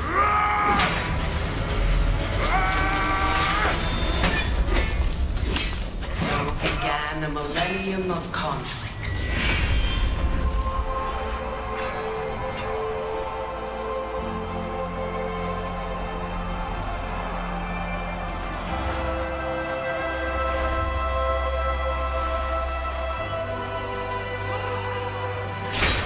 A 1,000 years of war.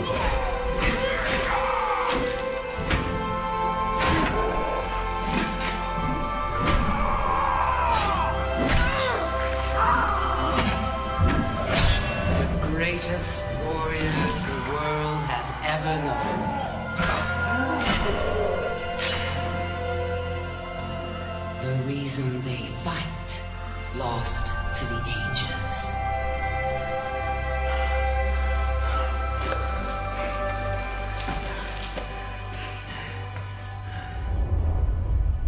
And yet, here they still stand, searching for a sign of peace.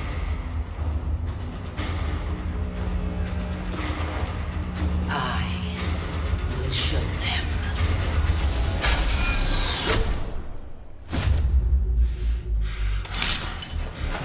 I am Apollyon. I bring war.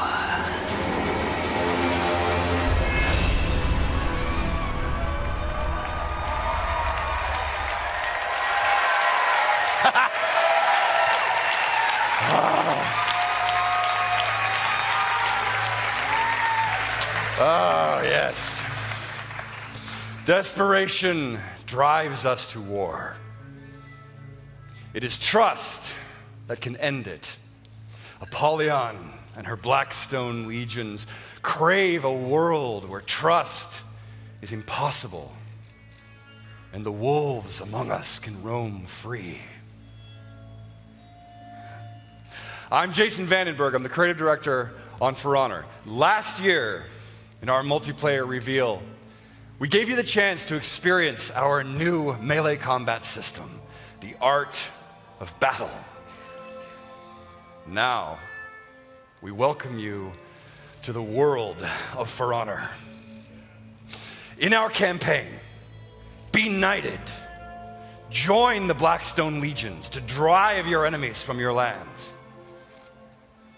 As a samurai, unite your people to prevent a civil war and restore the prestige of the empire.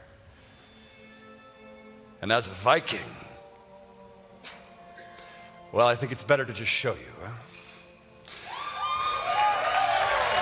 I'd like you to meet our game director on For Honor, Roman Campos Oriola. Come on out, Roland. Yes. My brother. Good luck. You are the raider. In the aftermath of war, your people were starving. You brought them back. Now, your fleet sails for the lands of the samurai in seeking plunder and glory.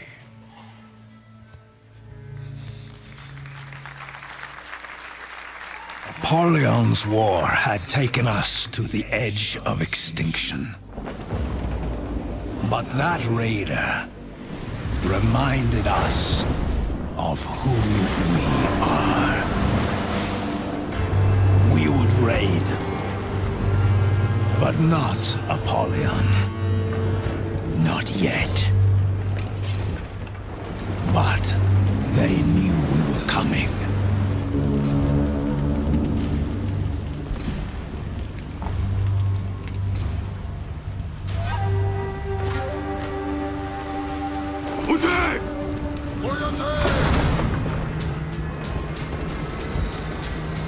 Rise!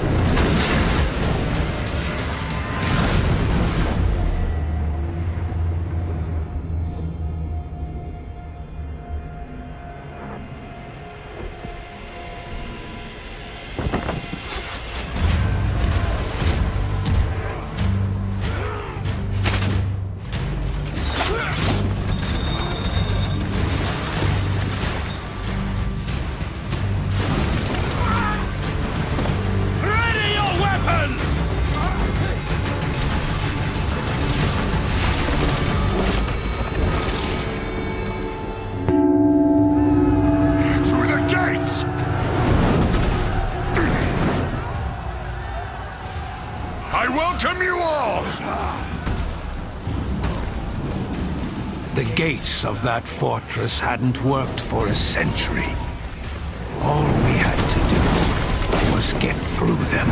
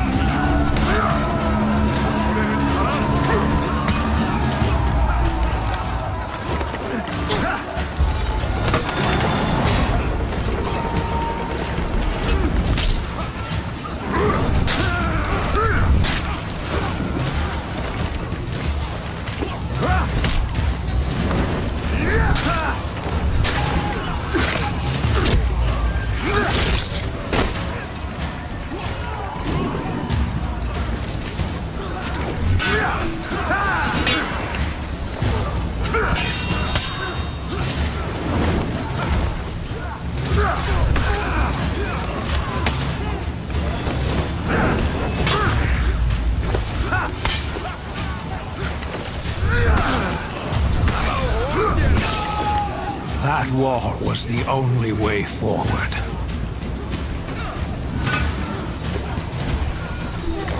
Get over here! Call the rope launchers! Ropes! Grapples! Here!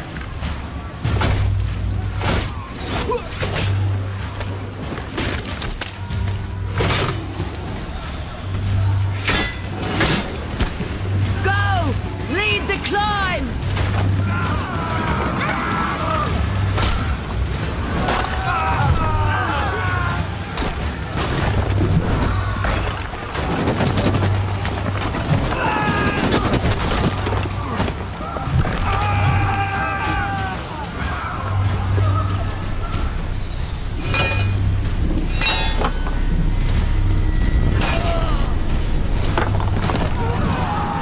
One warrior made it to the top. One would be enough.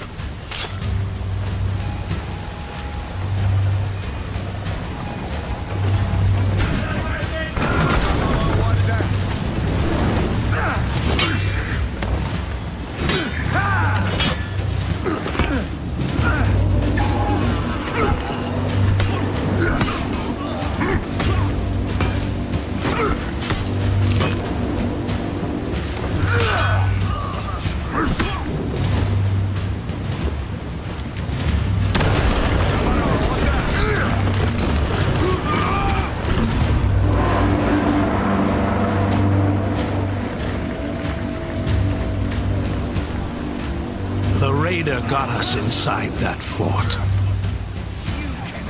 Now we have them!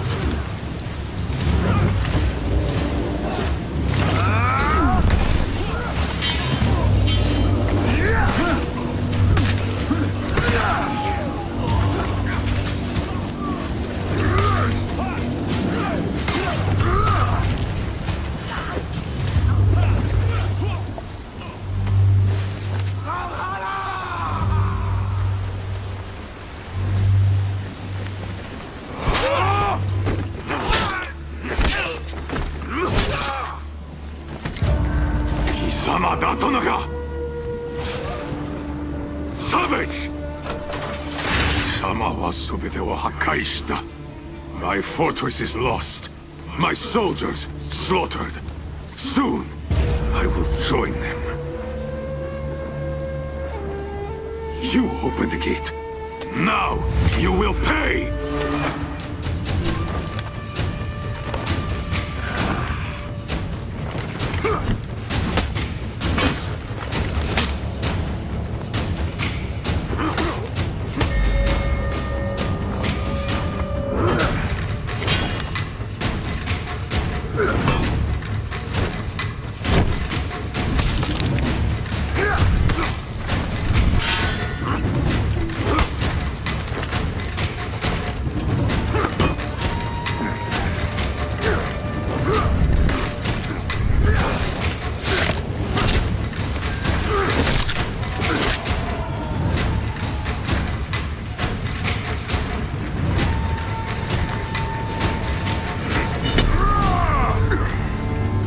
That raider showed us what Viking fury could do.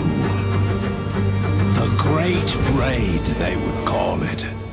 And it had begun.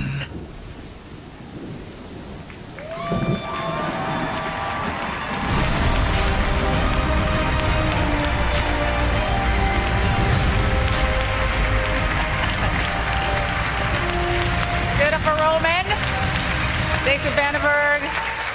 If you are looking for something to give that very special someone in your life, For Honor will be available on Valentine's Day. Yeah, sweet, it's a nice gesture. What could be more romantic than dinner, drinks, and an all-night bender of epic warfare? Either you'll bond forever, or she'll move out in the morning. And if you're in LA, come by the Ubisoft booth to play For Honor.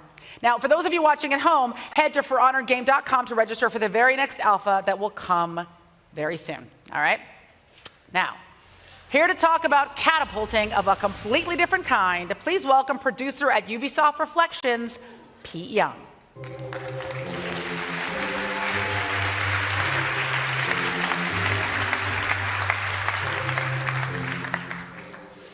At Ubisoft, we get to tell all kinds of stories.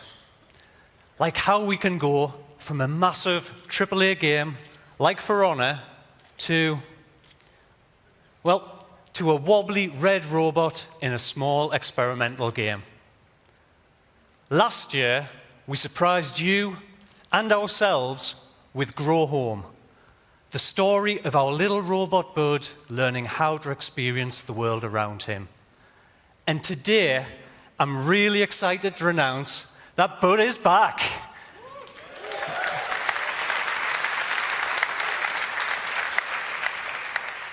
And this time, he's not just growing home, he's growing up.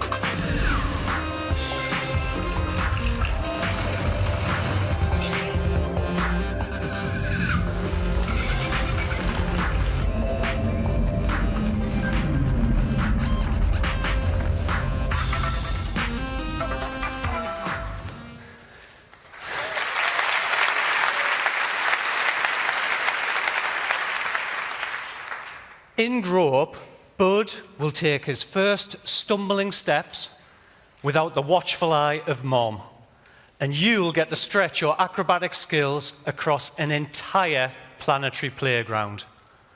Not only can you forget your words, not only can you ride the giant star plants, but you can throw down seeds and use plants to bounce, shoot, and catapult yourself to new heights, all the way to the moon.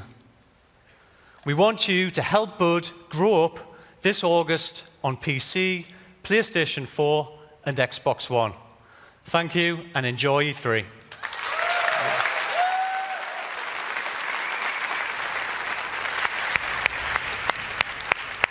Pete, your accent is so adorable, you could forget to say anything at all and just turn those vowels into words way up. There were like 18 A's in that word. You're awesome. Now, at its core, Ubisoft is a creative company with an independent spirit, and support for innovative projects is a part of its DNA. But every once in a while, that DNA mutates slightly, and this happens. Here are the Ubisoft Creative Director Tag Team Champions, Anti, Elena and Dean Evans!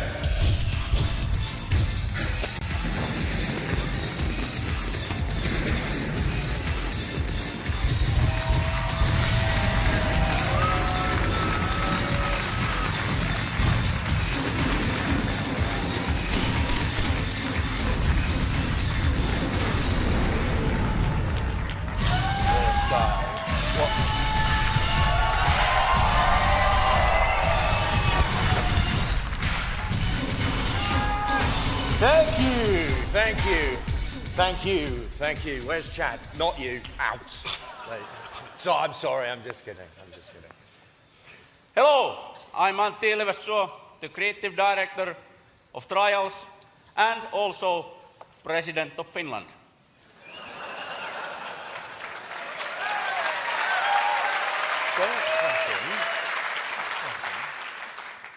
Hello, I'm Dean Evans, creative director of the original Blood Dragon and advocate of world peace.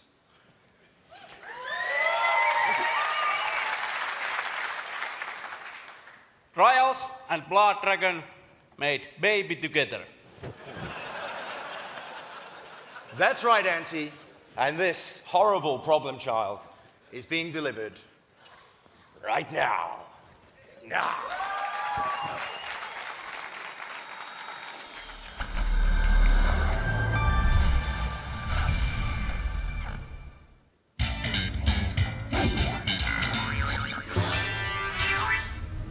Rex Power Colt and Dr. darlings are back, this time with their 2 Cyber Commando kids, Roxanne and Slater. Play as the ratliest mean humans this side of Mars, and defy gravity on your ultimate Dragon Slayer cyber bikes.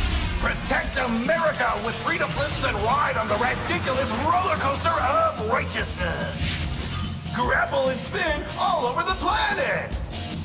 Use guns to shoot cyborgs, communist aliens, and giant ancient Dragon Balls! Space is the place, and the action is in your face! Ride through loops, hoops, and multiple dimensions into the future. Come fight Vietnam War 4! Together, forever, today! Trials of the Blood Dragon! Side effects may include euphoria and extreme patriotic views.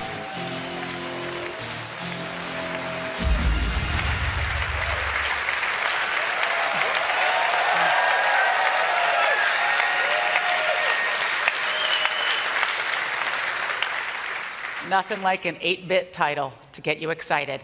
As you can tell, this game is a beast, and in case you didn't get the incredibly subtle messaging in that video, it is out now on PC, PlayStation 4, and Xbox One. Well, actually, it's almost out now. We didn't want anybody sprinting off to chase blood dragons while we were still here on stage, so the game will be released as soon as this conference ends, about 30 minutes from now.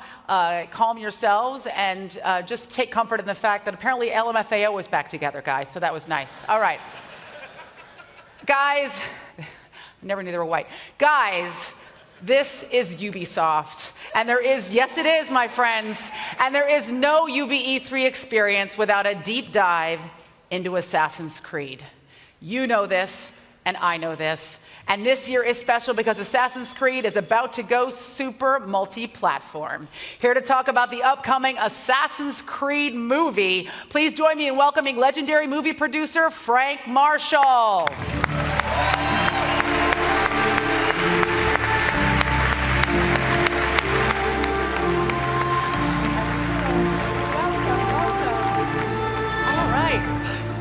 So, Frank, thank you so much for coming today. Great now, to be in here. case, I'm excited to have you. In case people don't know, you have worked on some of the hugest films and film franchises that have ever existed in our history.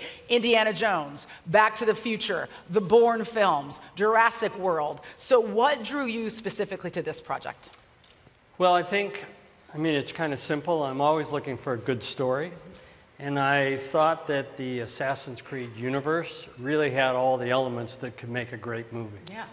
Yeah. So it was kind of our goal as the filmmakers to take these elements and stay respectful to the franchise and the DNA of the brand and bring something new to the franchise that could be experienced in movie theaters. So we have a new story. We have a new hero, dynamic supporting players and characters. So we kind of mixed a little bit of the old up and the familiar with the new elements. And this is such a storied franchise. There is so much to draw from. I think everybody is super stoked to see that Michael Fassbender is playing in the lead role. Yes. It's an incredible cast all around. What can you tell us about what went into making this film? Well, it's really kind of a massive production. We shot in 3-4 different countries. Obviously, there's an historical aspect to the story where we go back in time, just like in the game. But we really wanted to get the right team to put together the movie, and we started with our director, really esteemed, fantastic director named Justin Kurzel, who had just worked with Mr. Fassbender on Macbeth. And he's really a true visionary who understands the best elements of the game and how to translate them into the movie. Then we assembled a team of really incredibly talented people to surround him with and create the world and using these real locations and a team of stunt experts to take us into the parkour and the elements that you're going to see in the film. Yeah, I mean, that's such an integral part of this world is the physical aspect of this game. And trying to replicate that in the real world had to be a challenge. Exactly. We've got the best in the world at doing those different kinds of stunts and those different kinds of elements. So, given all of that, what do you think people are going to be most excited about seeing when they see Assassin's Creed on the big screen? Well, I think there's a lot to look forward to. But really, it's the multi-layered mythology that we have that comes from the game and the kind of putting you into the story. We have a real story, and it has an arc that goes all the way to the end. And you're being able to have that same wish fulfillment that you have in the game of being able to see the world through the lives and the ancestors through the genetic memory that our character has. That's incredible. I mean, I think people already imagine themselves in this role. So to kind of write it large and bring people in is an interesting challenge, but obviously a really great opportunity. Now, this is E3, so people are expecting huge reveals. We want secrets, we want dirt. What magical things can you reveal to us about them? Nothing. Come on, Frank. No. Actually, I'm excited because I can show you a little bit more than anybody here has seen already. So we're going to have an exclusive video that gives you a sneak peek behind the curtain and shows you everything that went into making this film, as well as never seen before footage from the movie. So we're going to roll that video very soon, as soon as you give the word, right? As soon as I throw to it. Well, thank you so much for being here today. My pleasure. Assassin's Creed is going to be in theaters December 21st. So play a lot of Assassin's Creed before then, so it's all inside of you when you go to see the movie. And now, for your viewing enjoyment, I present Mr. Michael Fassbender.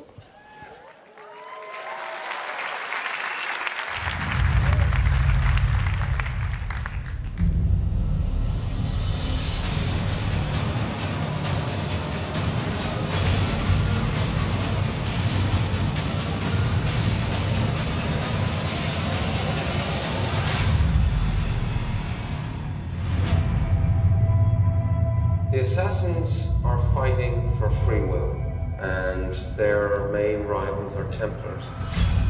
And Templars are trying to enhance humankind through science.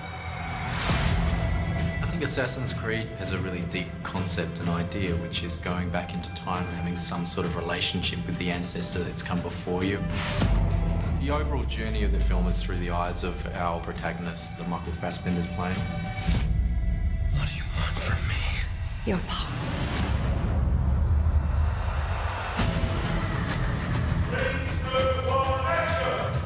He starts to learn that he comes from a lineage of assassins. He realizes the true history of himself, and he creates a kind of revolution. We work in the dark to serve the light. We are assassins.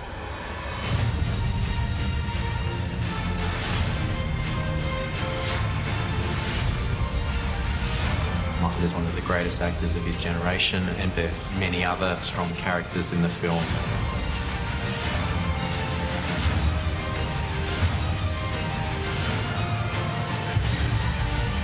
The Assassin's Creed universe is a cinematic experience. The action sequences are massive. I just want it to be an unbelievable ride. You have to show him who he really is.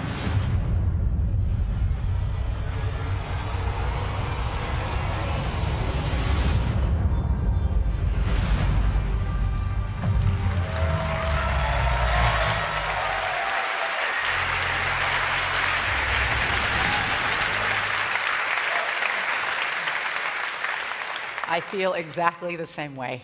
I think we've all imagined ourselves in that role over the years. We've played the game, but I can't think of a better choice than Fassbender. He's super hot. Really looking forward to the assassin getting naked. All right. Just me? Okay. Now for our next game. Oh. All right. Okay. Your freedoms can only be protected if democracy thrives. The corporate interests are rigging the elections. Your elections. Your favorite social media giant, Invite, knows everything about you. And they're manipulating your feed to tailor your opinion to their interests. They are fooling you into voting for their puppet, Congressman Mark Russ. Invite wields the single most powerful population control tool ever created. Defend democracy. Help us tear down Invite. Lend us your processing power by downloading our app, and together, we will expose Congressman Thrust. Join us. We are DedSec.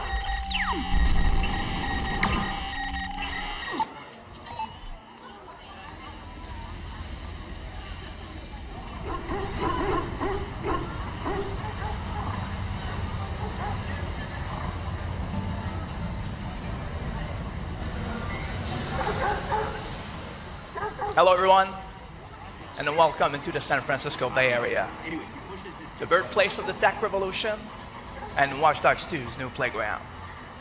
This time, you will join DedSec, a hacker group rebelling against an establishment that uses technology to take away our freedom. You are Marcus Holloway, a brilliant young hacker on a mission to take back control from this establishment. Now, we all live in a hyper-connected world. Everything we use and every one of us is connected through technology. From the perspective of a hacker, this world is filled with opportunities. So in Watch Dogs 2, everything around you can be hacked in creative ways.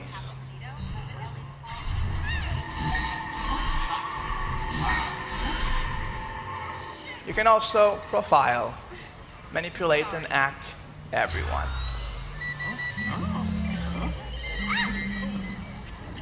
And you're not alone.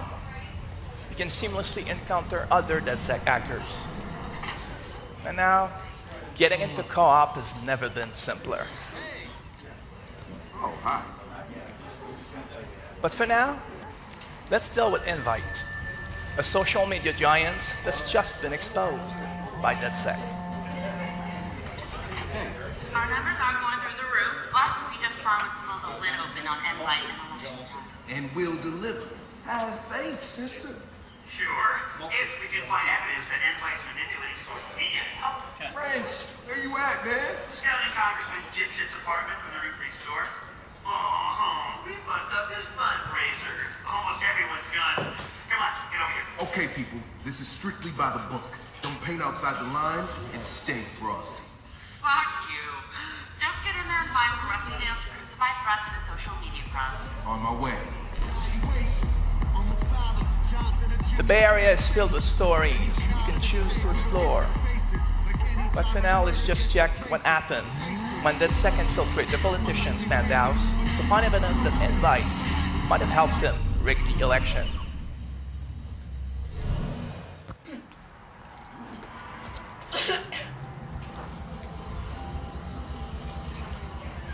Yo, Chris. Captain Dipshit lives over there. Yo, check it out. You can see the whole city from here. Whole lot of people out there, man. Whole lot of people. Yeah, getting screwed. You don't even feel it. It's just numb. It's fucked up. You know it's gonna be a hell of a fight turning them back into people. Fucking A, man. Okay, dude. You find the evidence, and I'll mount our exit strategy.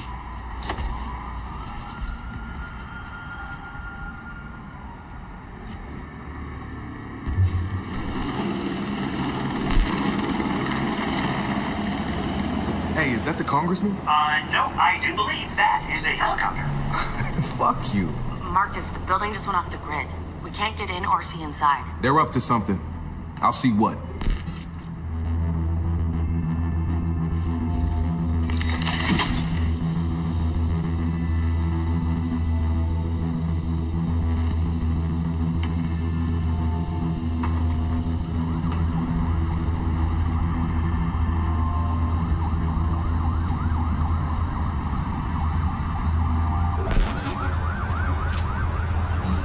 They got armed help in there. Something's definitely up.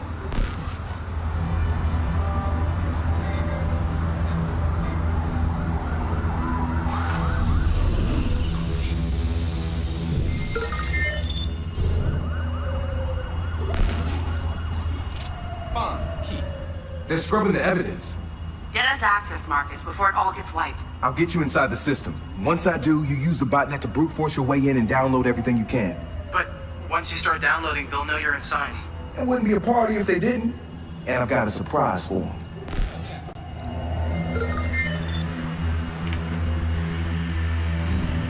Where are we on wiping the Congressman's cloud? That's done, but there's a team at Invite scrubbing the backups, too. They're good at this? They're the best computer forensics team we have. You pay top dollar, you get top talent. That's what I want to hear.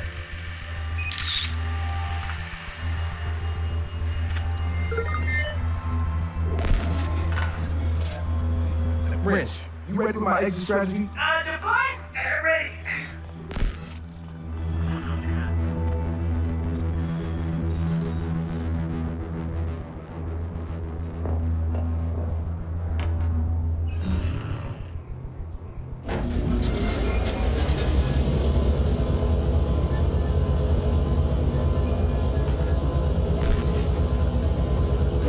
Yo, Satara, I'm ready to go in. Play me something fresh.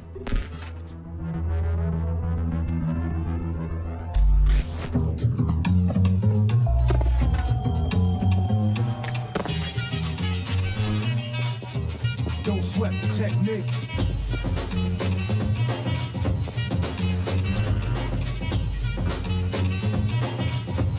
Don't sweat the technique.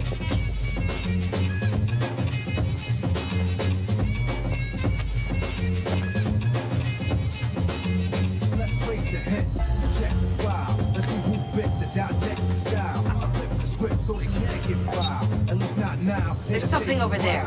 I change the pace to complete the beat. I drop the bass to a beat. Get weak for every road they trace is a scar they keep. When I speak, they freak to sweat the technique. I made my debut in '86 with a melody in president's mix, and I would stay on target and refuse to miss. And I still make hits for beats, parties, clubs, and cars and jeeps. My underground sound vibrates the streets. MCs wanna beat, then I play for keeps. Tell your guys to make sure all their data roaming is turned off. Already done. This isn't our first rodeo. There, that's that.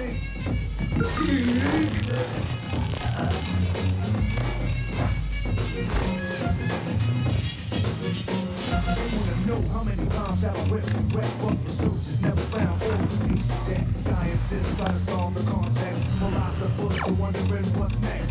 Since I took the last to observe them, they couldn't absorb them, they didn't deserve them. My ideas are only for the audience ears. My opponents, it might take years. Pencils, pens, and swords. Let us put together from a key to chords. Also a sculpture, formal structure. Because of my culture, I'm a rhythm instructor. Style that'll be for technology complete. Sights and new heights after I get deep. You don't have to speak, just see. And peep the technique. Who the hell?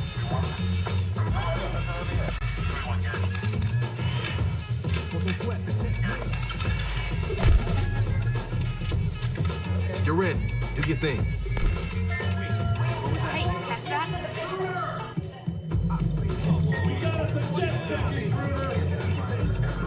Let's track this guy down. What was that? Huh? Catch that? Get back to cover. You're only making things worse.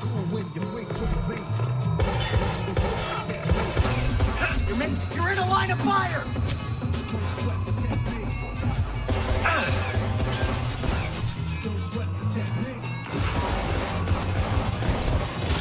Take cover. You're inside of Aegis already. Oh man, you're gonna love this.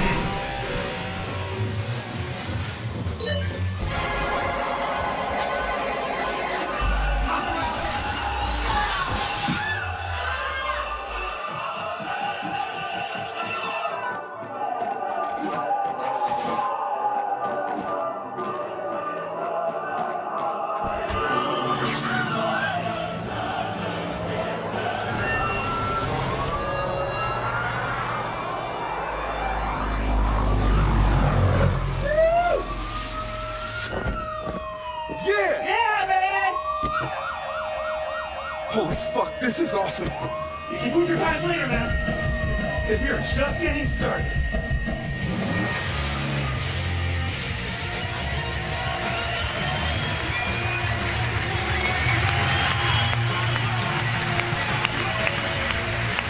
Oh my God, so great. Watch Dogs 2 comes out on November 15th, 2016 on PS4, Xbox One, and PC. It's so cool to see my hometown in that game. And much like you, whenever I am infiltrating a corrupt politician's penthouse, I also listen to Eric B. and Rakim. And now, I'd like to welcome Ubisoft CEO Yves Guillemot to tell you a little bit more about Watch Dogs. I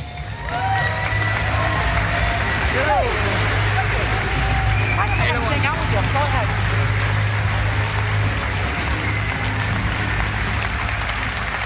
Hello, everyone. Thank you for being with us today.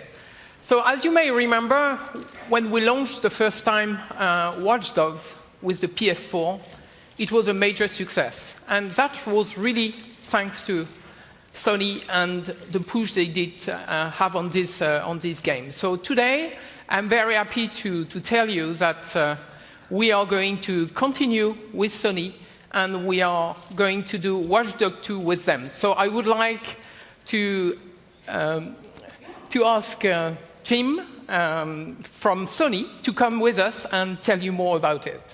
Thank you.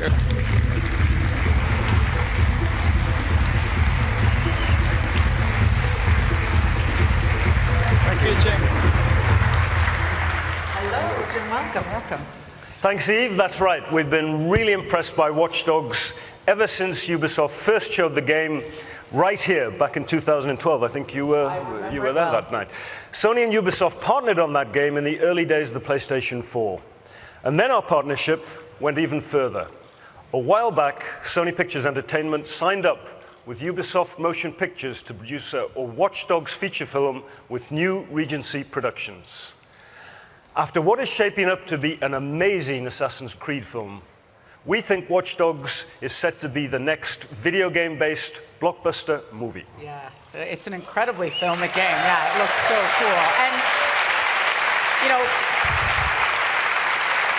as you know, Jim, it's never too early to think about who your lead actor is going to be. So I'm looking at the character and I'm thinking Michael B. Jordan or a Taye Diggs or an Aisha Tyler who is tall and black and slightly masculine. That's what I'm thinking, you know, yeah? We can talk about it backstage. I'll be waiting. No, I understand you also brought something very special to share with our PlayStation players out there, right? That's right. PlayStation owners will have access to all Watch Dogs 2 DLCs 30 days before they're released on any other platform. Wow, that's incredible.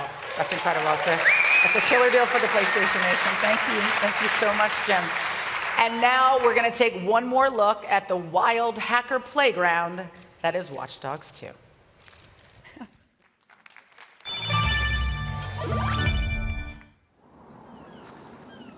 Ah, the San Francisco Bay.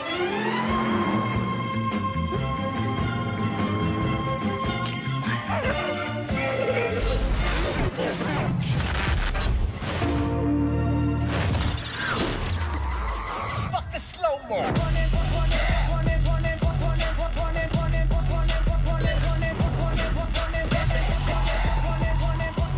Hey. Fashion slave. Everything I strip is like an anarchist.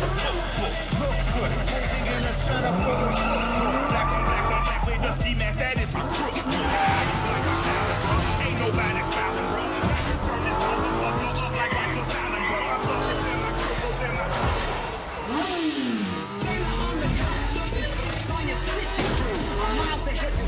You can sip my bitches brew. My battle status is burning matches from Dallas to Malibu. Check my resume, your residence is residue. Skin time, and my honey nickel back flip for you. Play it like an outside, and she don't look at you.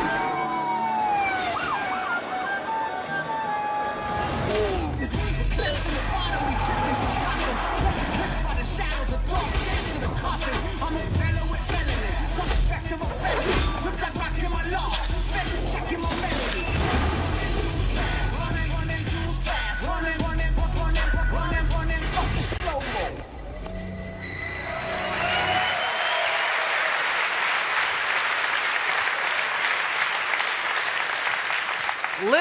the most fit hacker in the world.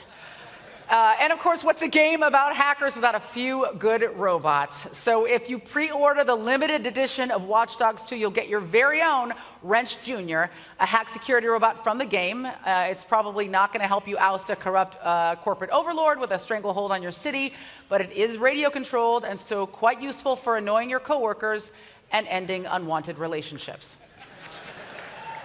All right, folks. We have one more game to show you today, and we all know that Yves likes to be the one to announce the next big thing, so I'll let him take it away. Ladies and gentlemen, Yves Guillemot.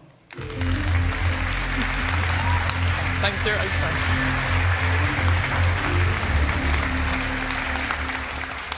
So I'm excited to tell you about our new IP from our studio in the French Alps. The studio has a lot of multiplayer expertise. You know, those guys have done Splinter Cell multiplayer. They have done also Assassin's Creed multiplayer, and they worked on The Division on some part of the game. So for the first time, we are combining the thrill of action sports with a fully explorable open world. So this game will give you a chance to challenge your friends and to share your adventures with the community. It's a completely new genre, and I am sure you will love it. Thank you.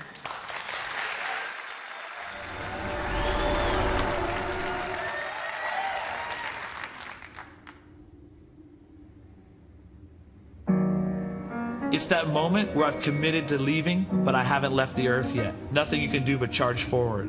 What I love the most in the mountains is that I can do anything I want. It's pure freedom. You know, there's always a bit of fear. If you don't have a little fear, you know, then you're a little crazy, I think. Nothing else matters up here. All the chaos is just gone. No one else around. The moment my feet leave the Earth, everything else disappears. Got my own monster. It's pure adrenaline. Nobody but me. It's what I live for. I would never call it enemy. He's too bad, girl.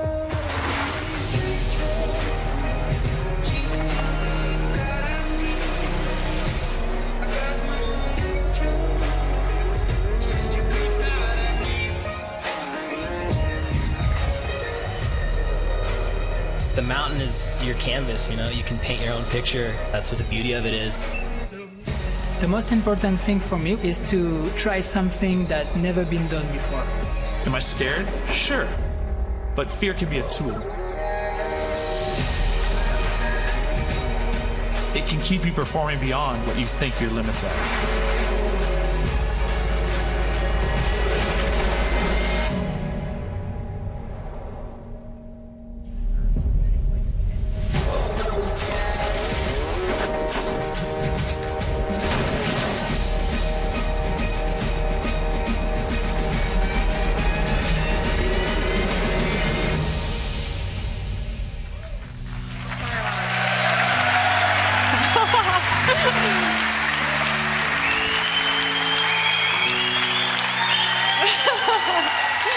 Hello everyone, I'm Studio Manager Rebecca Coutaz. And I'm Creative Director Igor Manceau.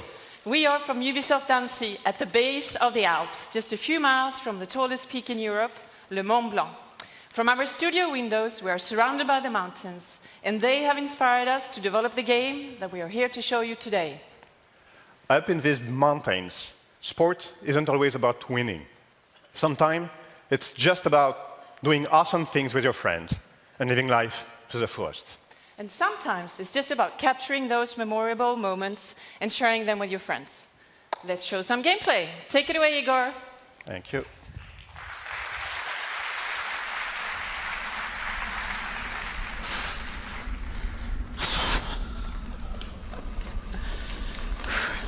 Was good?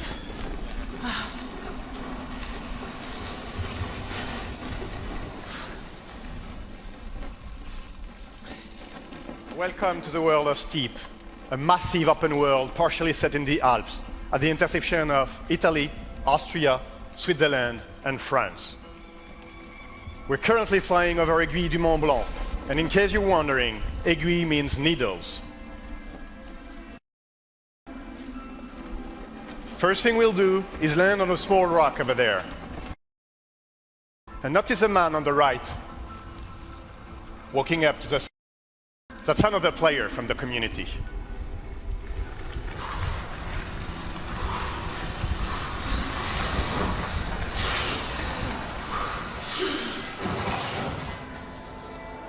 From here, we can now enjoy the view and observe the world around us. That big guy in front of you is the Mont Blanc, the biggest summit in the region. And in the distance, you can see the Matterhorn, one of the wildest spots in the game. And on the right, you've got the Aravis Range, the region we come from, where Ubisoft Annecy stands. In Steep, we developed a really cool observation tool. We call it Mountain View. Mountain View allows you to zoom out from your position, observe the world, and navigate into the environment. Our mountain range will be populated by drop zones. Drop zones are entry points for you to drop in the world when you're ready. Now, let's get back to our initial position. Besides drop zones, the game will offer a wide range of challenges for you to test your skills. The one in front of us is a wingsuit activity. And as the other player drops in, we'll follow him and triggers a challenge. This is a proximity flying race challenge.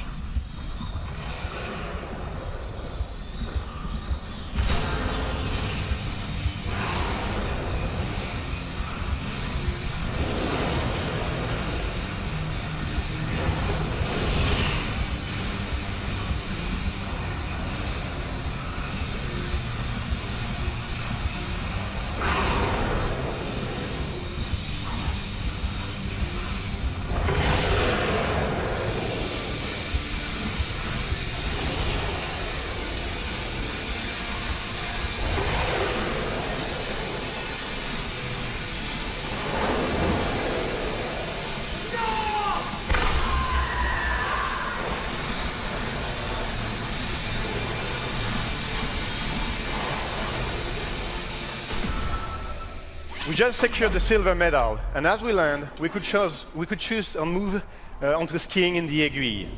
But we'd like to introduce you to another region. So let's switch to Mountain View and head over to Aravis.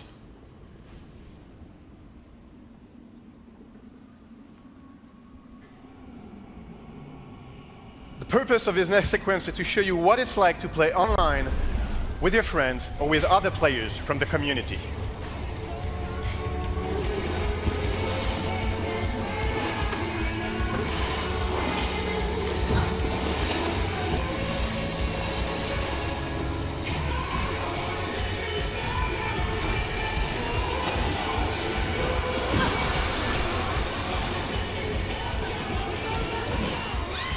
As you ride, you will keep meeting other players from the community, having fun in the mountain. Let's switch our point of view to follow those riders. As you noticed, the game will support GoPro views.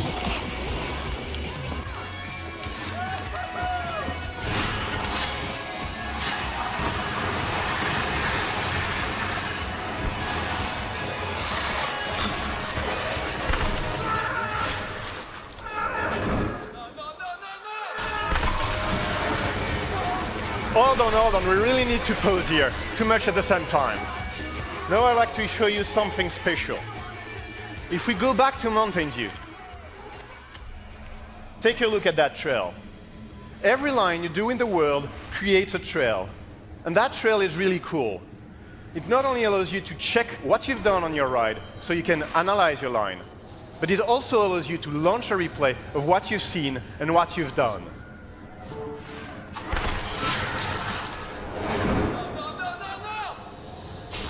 You can rewind,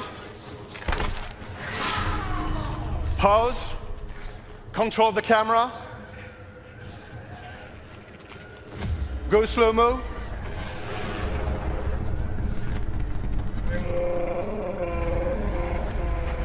and follow any players you've met. And the idea here is to allow you to push that replay of your performances, or just crashes, to all social networks so you can share it with the world. Even better, not only can you share videos, but say you liked that jump over the cliff. You know it's a tricky one.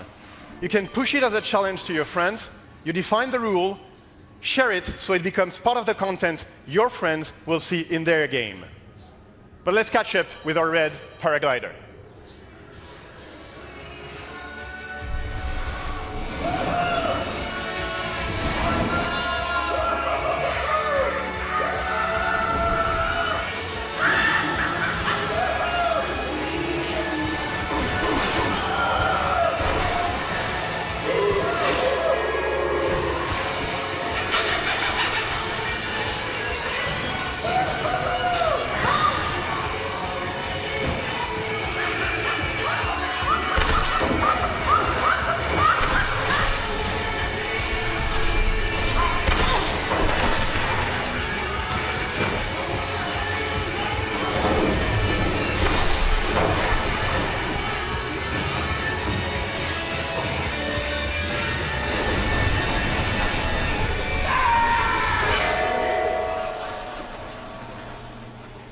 There is one last thing I'd love to show you. Steep is definitely about sharing intense, thrilling, crazy, or just pure fun moments. And it's also about enjoying the mountains.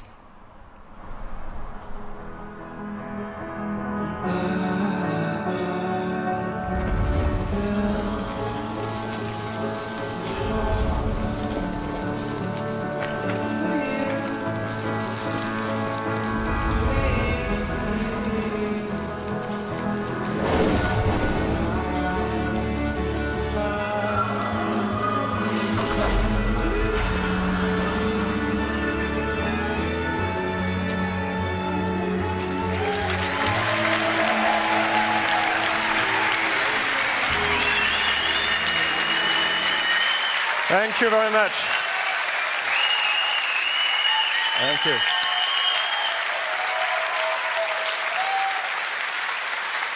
We're inviting you all onto the mountain as soon as tomorrow. Steep will be fully playable on the show floor.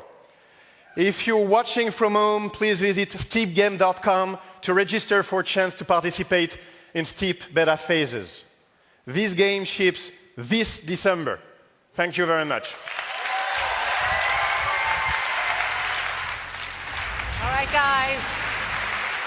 We got a lot done today, and we are barreling towards the finish line. But before we go, we want to bring Ubisoft CEO Yves Guillemot and all of the teams behind the games that we had on stage during our show back out here one more time. Come on out, everybody. This is going to be like the end of Saturday Night Live, only all the game devs have not been drinking for hours. Although I'm sure they'll start very soon. Welcome, Yves.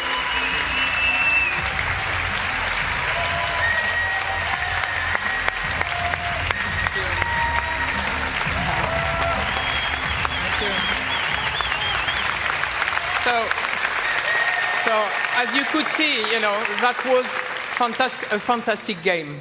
And I think it's just the beginning, because as you know, this game will be live for a long time. So those guys are going to give you a lot more. So I would like to thank you, all Ubisoft teams, and Aisha, for their creativity and all the passion they have. I would like also to thank you, all the gamers. We are only here because of you. We really love you guys, because you always push us for excellence. As Aisha said, this year, Ubisoft celebrates our 30 years birthday. That means 30 years in the best industry in the world.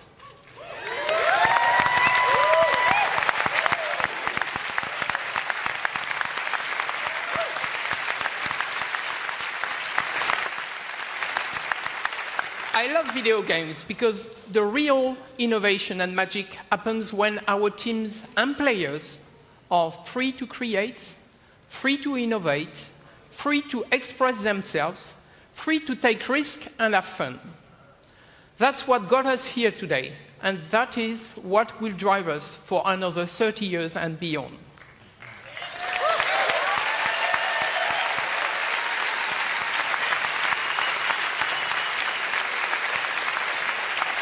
Because when you are free, there is no failure. There is only forward.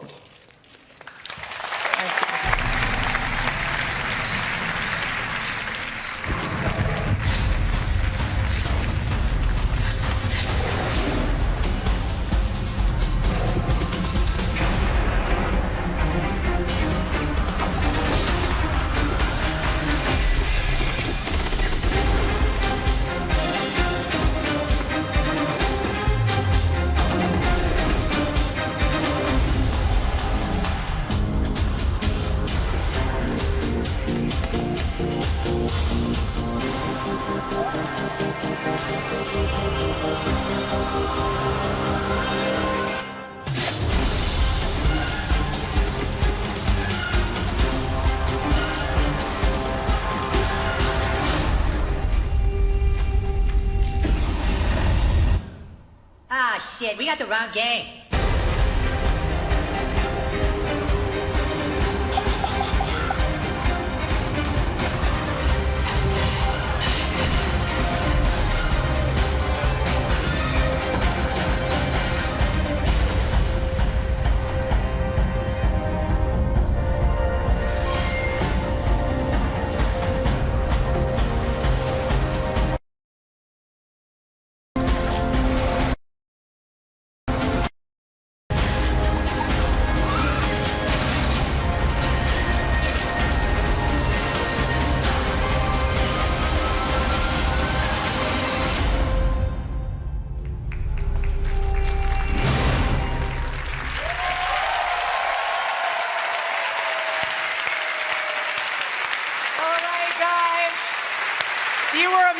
Today. Thanks for making this such a special conference. Stick around for our post-show where we're going to answer your burning questions about Ubisoft and our conference today. Everybody, you've been so awesome. I'm Aisha Tyler. We are Ubisoft. Happy 30th birthday, Ubi. And you guys, you know what to do. Come on down, meet us on the floor, and do that shit!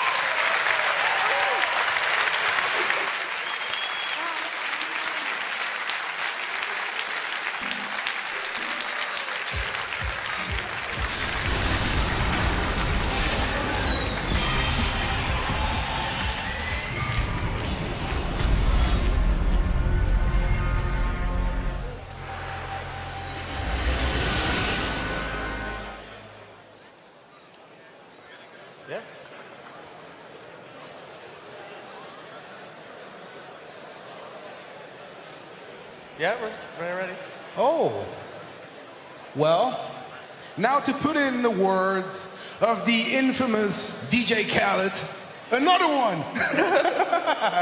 All right, guys, so in a couple of minutes, we'll be having the post-show here live on stage hosted by Aisha Tyler. Hi, Aisha. Hi, Aisha. We have a present for you. I'm going to grab her. I'm just going to grab her. You go give her the present. So if you guys want to stick around for a couple of minutes, we're going to have all the key speakers on stage answering questions from online, hosted by Aisha Tyler.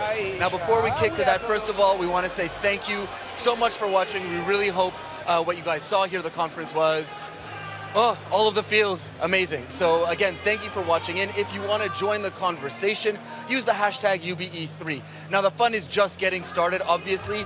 Picking up tomorrow at 11:30 LA time, we're going to be streaming live from the E3 booth at the LA Convention Center. So we'll show you a booth tour, you'll go behind the scenes, you'll see the demos, all the stage shows. Basically, you'll be able to see everything that is going on in the booth.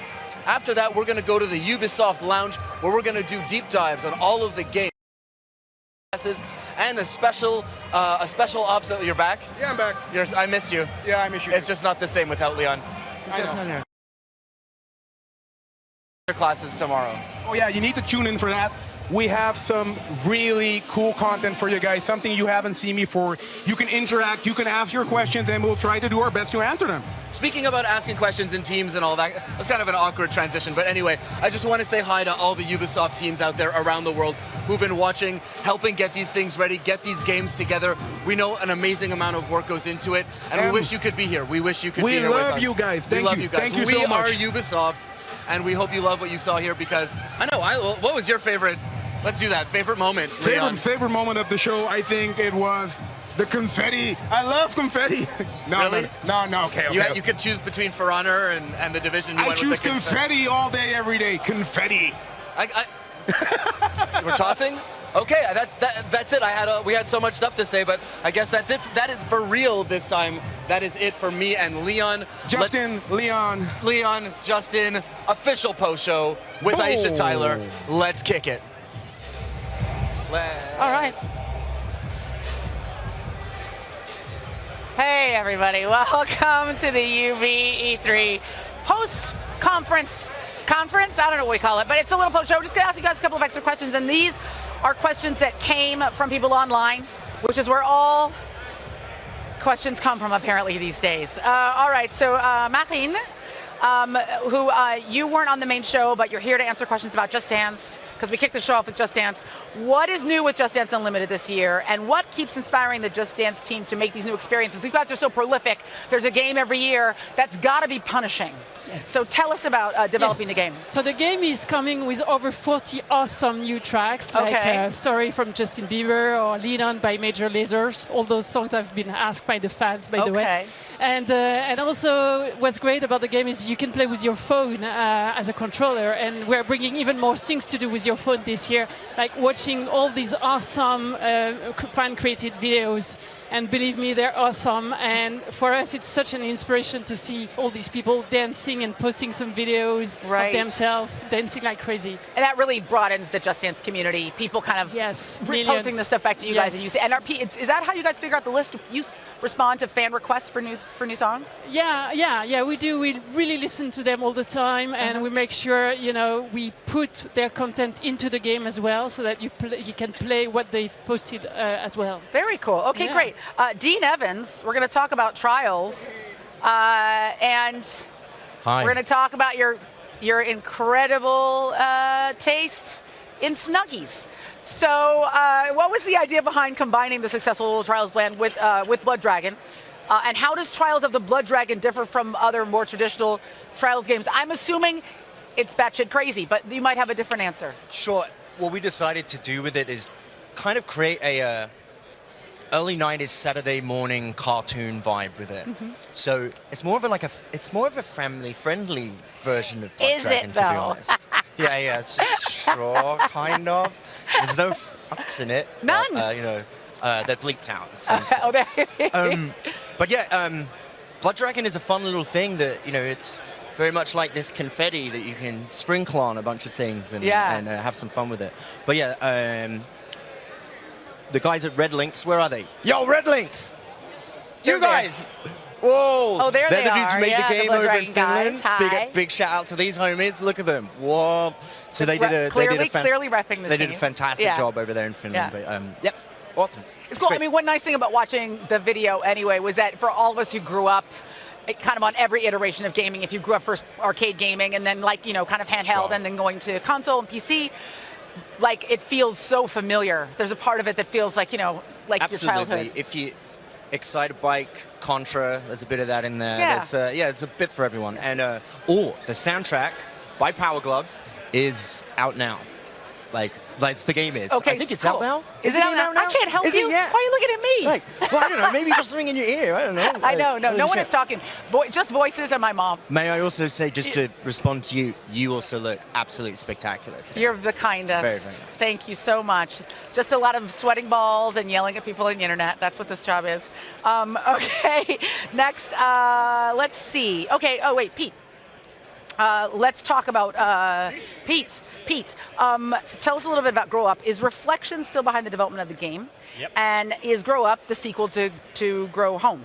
Yeah, so Reflections is still behind the development of the game. I mean, we did Grow Home with a team of 8 people in 8 months. Grow Up, we've been a bit more ambitious. We've gone for a whole 10 people this time round, and took a year to make it. It's a very small personal team, and the game we've created this time round, we've basically created this fantastic world, which I'm sure our players are going to love when they see it. It's very fantastical and dreamlike, which I think is fun. And so many games are so photorealistic, and it's about authenticity. And so it's nice to see something that really transports you to a different experience. Yeah.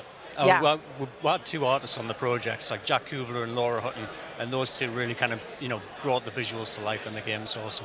Awesome, awesome. Okay, let's see. What else are we gonna? Let's Jason Vandenberg.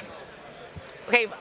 What's well, up? I have 2 questions on my card, and I have a third for you from the internet that I saw when I was looking at my Twitter feed during the show. Right. 2 questions here. Could you tell us more about the factions in For Honor? What will players experience in For Honor's story campaign? And everybody online wanted to know if you had a sword cane. I told them that your cane was filled with candy and toys. But yeah. It's rainbows. It's all rainbows. Rainbows, right? It's all Just filled dreams, with rainbows. just dreams and- yeah, The dreams and dreams golden. of the souls that I have claimed, all poured into here. No. In fact, or it's a confetti cannon. Yes, Just I get pull it, yeah. confetti. Boom! Not the first time I've been asked about the sword cane. Actually, I was actually stopped on the sidewalk in Paris by 4 cops and asked that same question. Oh wow! They searched exclusively the cane. Ah. I wanted to hug them. And they were never heard from again. Yes. So tell us about the game. So For Honor. We have our Knights, our Vikings, and our Samurai. And in our campaign, you get to play as all 3. Because the big question was, which one do we get to play? How about all of them? Right. And so you're gonna play as the Warden, this first character, and then the Raider, and then you play as the Orochi, this other character. You play them in sort of in sequence, right? And we're gonna delve into the culture of each of these factions, and get an idea of what they're fighting for. And then Apollyon is sort of bringing war to this region, right? And to kind of all of the factions. And you're going to see how that all kind of fits together into one picture. And that's campaign, right? All campaign. I should know the answer to this, but like in multiplayer, you can then decide. So the same factions, yes, exactly. You have the Knights, the Vikings, and the Samurai also available in campaign, and you're playing the characters that you play in the multiplayer as well in the campaign. So the characters are the same archetypes are being used in both. Very cool.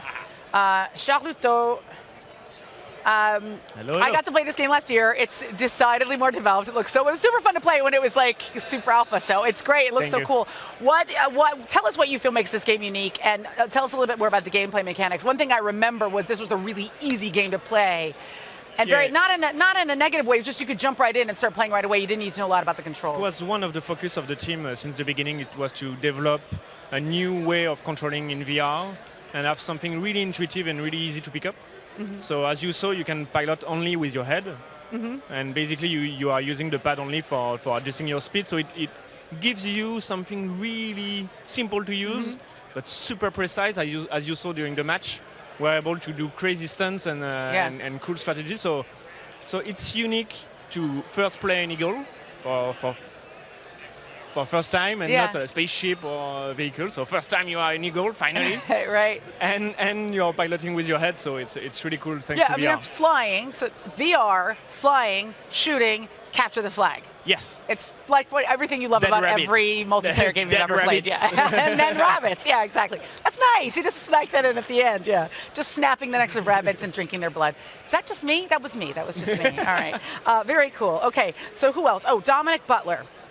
Let's get the, Well, hello. Okay, so tell us a little bit more about Ghost Recon. We're seeing so much more now, and it looks so badass, and people have tears in their eyes. So who is our enemy? Who's the objective? And what the fuck?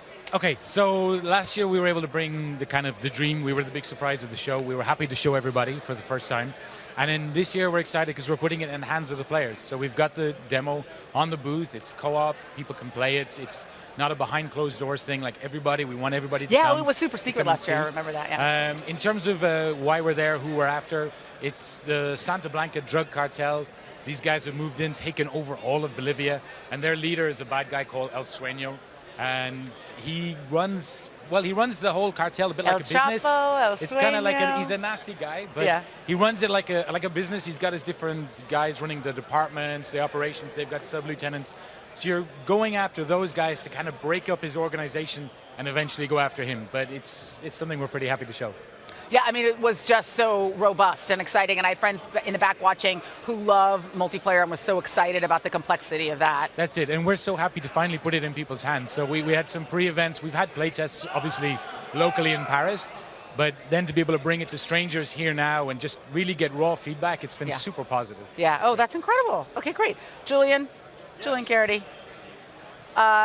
It was so, I think people were really excited to hear about the new stuff that's coming to the Division. So tell us a little bit more about Underground and what kind of enemies and threats will we face in that underworld that might have been different than what we were seeing on the surface. So Underground, it's developed by Reflections with the support of Massive, but it's really their baby. And the idea behind it was, how can we create something that's really refreshed every time, really surprising every time?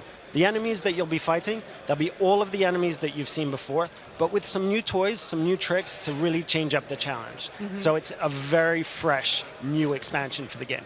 Cool. I mean, again, it's like you love these games and you feel like you've kind of played them all the way to the wall, and then it's so thrilling when you get like a brand new DLC. That's the thing. I mean, our vision is this is a live game. We're going to keep on supporting it, making it better, improving it, fixing things that don't work, adding more content all the time. Okay, cool. Well, I'm actually honestly out of time. I just got that in my ear. I'm going to free you guys to go where I know you're going right now, which is the bar. Thank you. So you don't have to go to the floor right now, right? You can all go run away and have a drink. No. Eva's in here. I'm letting you guys all go home for the night.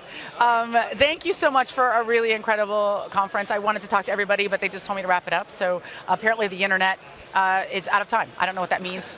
But thanks, guys. Thank you, everybody, for watching at home. You guys were amazing. Yeah, watch for more. Thanks, guys. Thank you. Thank you so much. Thank you.